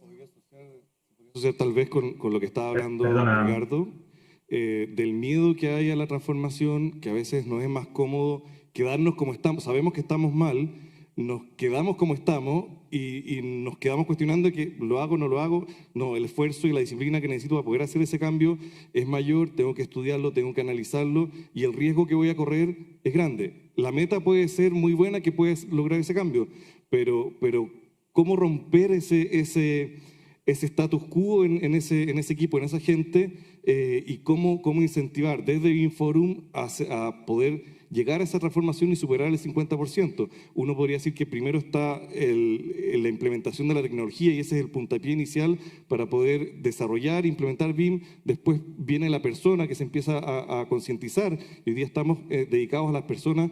La estandarización también ayuda. ¿Qué paso siguiente podrías ver tú que podría faltar en eso, que ayuda a romper ese status quo? Hay otra cosa clave que la encuesta muestra, que es la diferencia, yo lo muestro hoy día y quiero enfocarme en eso ya que es de las personas, entre los usuarios regulares y estos que yo llamo ocasionales, que son, como te digo, los que están con un par de proyectos en la oficina, como pilotos, viendo a ver si les conviene o no les conviene, si esto es para ellos o no. Bueno, ¿qué es lo que ocurre? Los usuarios ocasionales, ese grupo que está como ahí en la quemada, está usando BIM de una manera bastante distinta como la usan los otros. Menos colaborativa, menos estandarizada, para menos usos, con menos intensidad. O sea, todo como es una cuestión más superficial. Y ven menos beneficios. Entonces ese grupo está diciendo, no, mira, no era ni tan maravillosa la cosa, ¿no? O sea, como que lo usé, claro, me ayudó a pasar los planos, pero no mucho más. Claro, porque nos lo están ocupando al potencial mayor. Entonces, una cosa que podemos hacer es concentrarnos en ese grupo. No necesariamente disponer toda la energía en el que no sabe nada o el que no viene a este tipo de eventos, sino que justamente el que está ahí en el campo intermedio y que ha tenido una primera aproximación y que la ha encontrado como media tibia, decirle, mira, si lo haces un poquito, le pones un poquito más regular, un poquito más colaborativo, un poquito más estandarizado, un poquito más de esto, un poquito de esto otro, mira cómo es el plan de ejecución, si no es tan complicado, te vas a pegar un salto importante en los beneficios que vas a tener y eso es el mejor incentivo que hay para usar una tecnología. Y eso, Ricardo, me imagino que ustedes lo han vivido en las implementaciones que han hecho a lo largo del mundo. ¿Cómo lo han enfrentado? Mostraste un gráfico que estaba el avance en la implementación y ciertos bucles de aprendizaje, que a lo mejor por ahí puede ir algo de respuesta de eso. ¿Cómo lo han hecho ustedes? ¿Qué han visto ustedes en la implementación dentro de Ferrovial a lo largo del mundo? Yo lo contaba, ¿no? O sea, tú puedes intentar convencer, pero si la gente dice que no quiere, es miedo. Todo lo demás son excusas. Es miedo al cambio. Yo recuerdo en su día que la gente no quería usar Word, quería escribir a mano. Y la gente no quiere usar AutoCAD, seguir dibujando. Es miedo. Todo lo demás son excusas. ¿Cómo vencer el miedo? No queriendo hacer una implantación de BIM radical. Haciendo etapas. Oye, mira, te voy a dar el visualizador gratis de este modelo fácil. Pero convicción, lo he dicho antes, obligación, porque el mandato lo pide, y obligación porque la empresa lo dice. Y, o sea, para eso no da fuerzas, lo he puesto el ejemplo claro. Pero no es un tema de no le veo valor, no. Eso son excusas. Valor lo tiene. Yo he visto empresas de 4 máquinas excavadoras que han implantado BIM en la excavadora. Ya no tienen, ya no hay replanteo topográfico, lo hacen todo directamente con la máquina. Entonces, valor tiene en cualquier organización de cualquier tamaño para cualquier tipo de obra. Otra cosa es que tú quieras hacer una implantación BIM de todos los usos del mundo. No, igual no. Igual a ti te interesa solo una visualización o documentación o comunicación. Hay miles de usos, ¿vale? Pero todo lo demás son excusas. Pero con visión, graduación en cómo implementas digitalización, lógicamente, cuanto menor sea la obra, más sencillo tienes que hacerlo. Cuanto más grande es la obra, más complejidad, porque mayor beneficio tiene. Y luego con obligación de empresa y cliente, mandante, país. Si me permitís ahí un inciso, yo creo que también hay que tener en cuenta que hay distintos niveles de entrada, en el sentido de que no todos tenemos que estar haciendo exactamente lo mismo dentro para integrarnos dentro de un flujo de trabajo BIM. Y lo digo porque efectivamente los pequeños constructores muchas veces son reacios a introducirse ahí, bueno, por cuestiones, por supuesto, como dice Ricardo, el miedo es la primera, pero el miedo normalmente solo tenemos miedo a lo que no conocemos. A lo que conocemos, en general, tenemos bastante menos miedo. Entonces, por un lado está el miedo, pero por otro lado también está el pensar que, primero, voy a tener que hacer una inversión importante en recursos que no me van a reportar absolutamente nada. Porque, por ejemplo, yo no voy a trabajar con modelos o yo no voy a trabajar añadiendo información, yo no voy a trabajar, digamos, explotando el modelo. Bueno, pensemos que a lo mejor efectivamente no va a trabajar explotando el modelo, pero va a poder trabajar visualizando el modelo de forma más completa, porque frente a un modelo que se entrega en planos PDF o un modelo que se entrega además de los planos PDF, y digo además porque no se trata de, ojo, blanco o negro, sino que se trata de vamos a ir enriqueciendo tu experiencia con esto de forma que vayas tomándole gusto a trabajar con esto. Pues digo, además de adjuntar un modelo PDF, perdón, unos planos en PDF, adjuntémosle el modelo.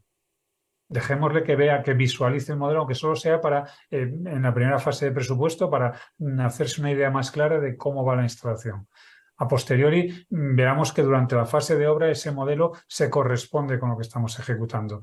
Anticipemos los problemas que puede haber de la mano de los distintos profesionales, no metiéndolos en el modelo, sino simplemente invitándoles a participar en la fase de toma de decisiones con esa información que ellos pueden aportar a un modelo que ya está generado. Ayudémosles a integrar la información que ellos tienen dentro de nuestros modelos.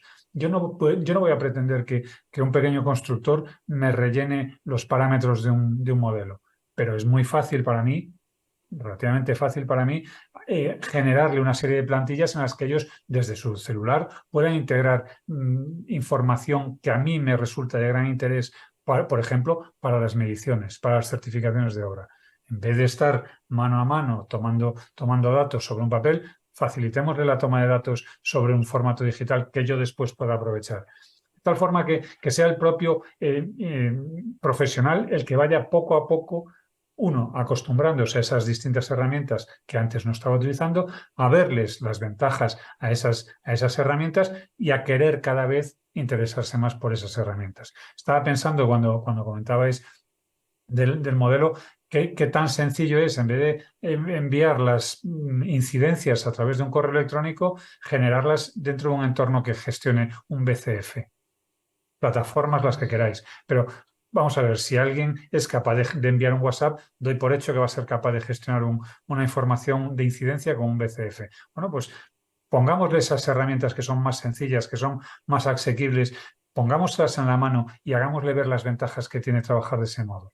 Por ejemplo, el que las incidencias me llegan antes, que te las respondo con mayor celeridad, que no dependes de que yo esté al otro lado del teléfono para resolverlas, que te las vamos resolviendo según las vas enviando. Hagámosle más accesible el aterrizaje, porque no se trata repito, de grandes herramientas, se trata de tomar los procesos que ya estamos haciendo, tomar las personas que ya están gestionando esos procesos e intentar introducirlos, evolucionarlos hacia una forma distinta de trabajar. Muchas gracias. Jorge.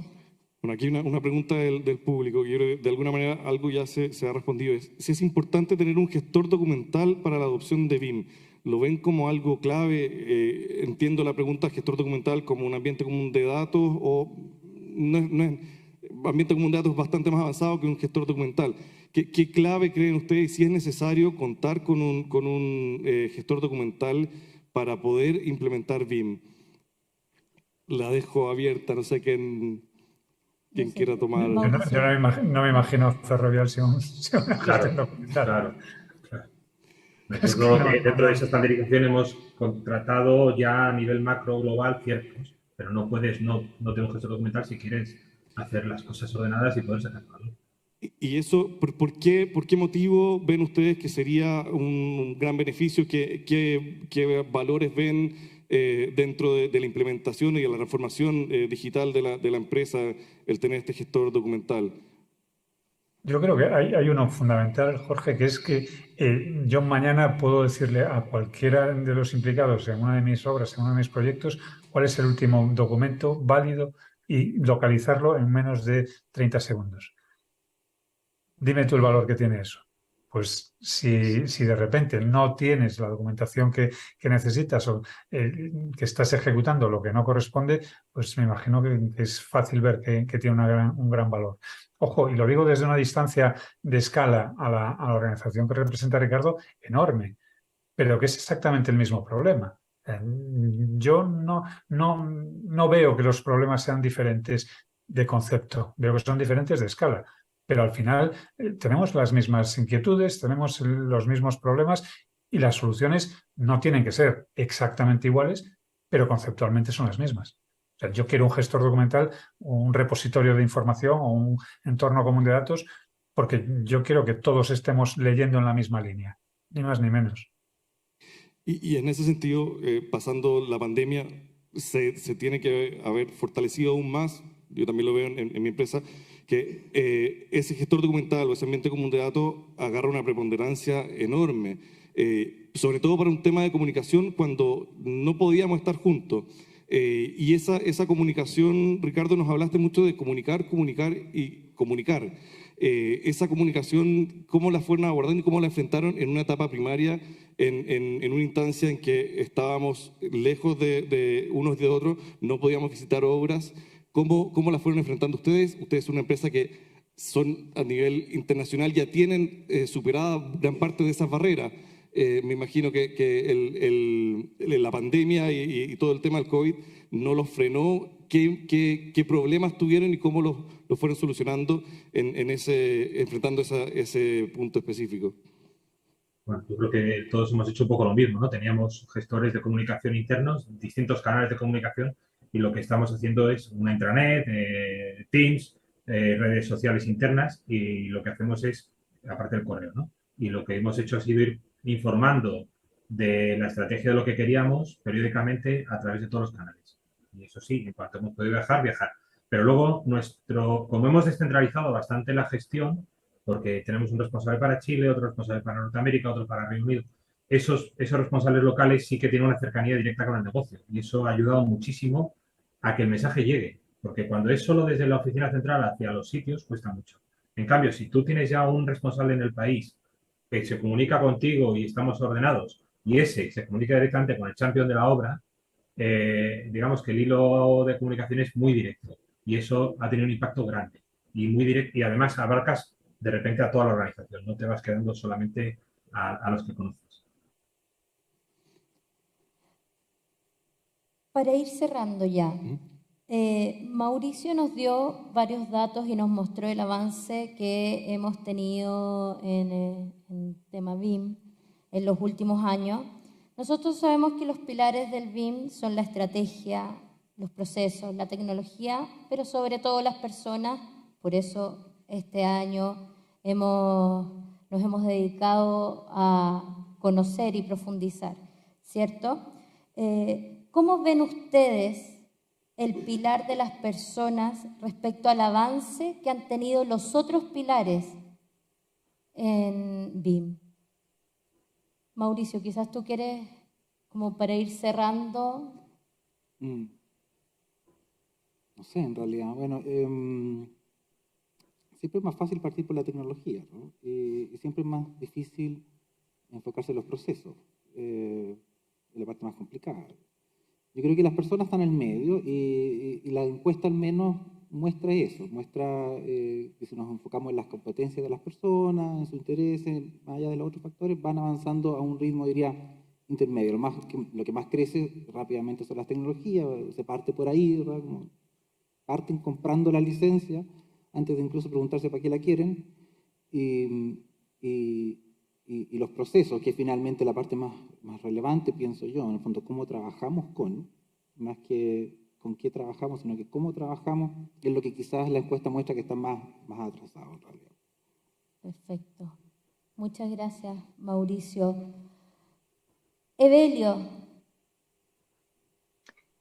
Pues fíjate que estaba pensando yo ahora que con $20.000 y una hoja de cálculo cualquiera puede implementar herramientas en su organización. Sin embargo, si le das esos mismos $20.000 y le das una hoja de cálculo para que implemente actitud, ¿dónde se va a comprarla? Por eso es más fácil implementar a través de las herramientas. Por eso pensar que implementamos a través de las herramientas.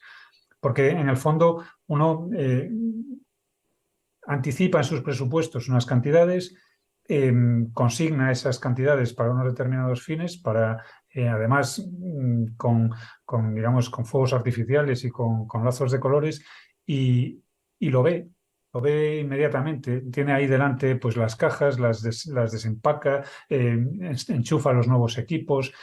Digamos que hay una situación, una liturgia que es fácilmente vendible. Sin embargo, cuando uno trata de formar a su personal en habilidades de comunicación, ¿cómo lo mide? ¿Cómo comprueba que efectivamente eso está funcionando? Cuando uno trata de aprovecharle, cuando digo que aprovechemos la experiencia de los que tenemos ya en casa, ¿cuántos kilos de experiencia necesito para decir que esto está funcionando?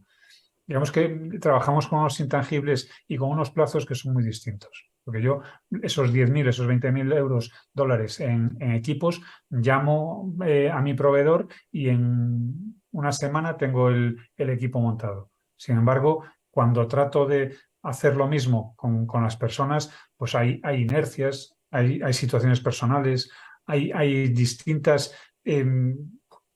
dinámicas dentro de los propios equipos que dificultan esos avances. Dificultan la medida de esos avances y dificultan, lógicamente, bueno, imposibilitan, por supuesto, el acortar los plazos. Porque estas dinámicas personales pues implican personas y lamentablemente las personas, o afortunadamente, no somos tan fáciles como una máquina que se enciende y se apaga y que se reemplaza sistemáticamente por otra. Entonces, por ello es más fácil arrancar desde la parte tecnológica. Y lo digo desde la pasión que me mueve por la tecnología, que no creo que haya mucha duda al respecto, pero entendiendo que esa pasión por la tecnología, ante todo, tiene que estar al servicio de las personas. Y eso es más complejo. Gracias, muchas gracias, Evelio. Ricardo, y a ti te quiero poner un poquito más de complejidad en la pregunta como para ir cerrando, porque aprovechando que tú ves equipos BIM en distintos países y que además trabajas con algunos en Chile, quería sumarte una pregunta y saber si nos podías contar desde tu perspectiva qué podríamos mejorar en Chile, los equipos BIM con los que tú has trabajado. Nosotros hemos mejorado en Chile que el mundo BIM y la metodología BIM salga del equipo responsable. Yo creo que en el último año eso ha sido el éxito grande. En cuanto a cómo está organizado el país desde el punto de vista BIM, yo lo pongo siempre como ejemplo. O sea, yo creo que para mí Plan BIM Chile es un claro ejemplo a seguir. El cómo ha ido ligando la formación es otro ejemplo a seguir. Y me faltaría un poco la evolución en los usos y un poco más allá, porque Plan BIM, no olvidemos que es un estándar pensado para las administraciones públicas, para los ministerios. Falta algo parecido dentro de un fórum, que yo sé que estamos en ello, pero falta ese salto para el sector privado. Y darle el salto cualitativo de lo que va, ¿no? Igual que hay el DOM en línea o todas estas iniciativas, eso para el sector privado yo creo que falta la evolución. En cuanto a profesionales, nosotros estamos exportando profesionales de Chile a Estados Unidos.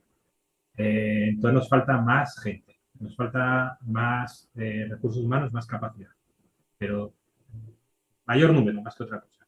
Y sobre todo, salir del diseño, entender el uso en la ejecución de la obra y sacar fuera del responsable BIM Manager, o sea, sacar de ese entorno cerrado el uso de BIM y que vaya a planificación, avance a producción, a supervisión.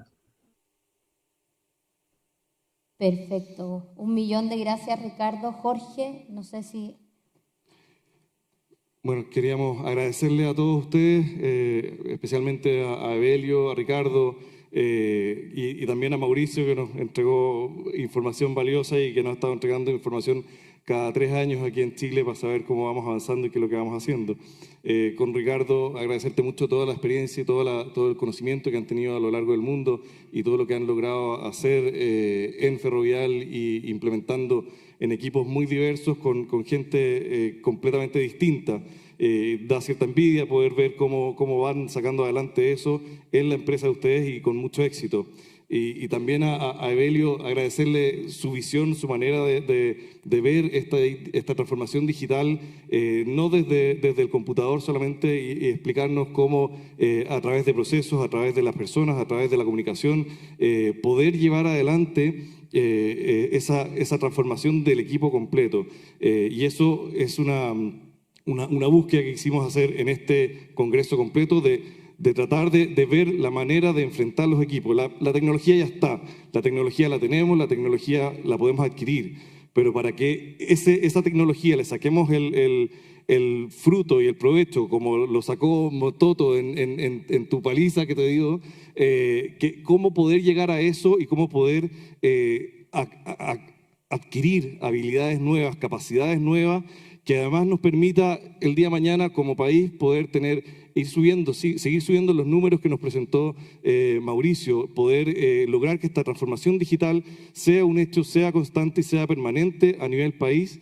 Esa es la búsqueda y el incentivo que tenemos como BIM Forum y como equipo de trabajo en BIM Forum. Son las tareas que nos hemos puesto y las metas que nos hemos puesto hacia adelante, y es lo que estamos trabajando y tratando de llevar a todos ustedes, tratar de incentivar en esa búsqueda de esas capacidades y de esas habilidades, que las exploten al máximo para sus equipos, que esos equipos se vean beneficiados con ustedes y que así el país completo y los proyectos sigan surgiendo y sigan mejorando. Eso es. Muchas gracias a todos ustedes, muchas gracias por todo el conocimiento que nos han entregado. Bernardita. Gracias a usted, les damos un fuerte aplauso a este increíble panel, muy interesante. Muchas gracias a todos los panelistas que hoy día tuvimos.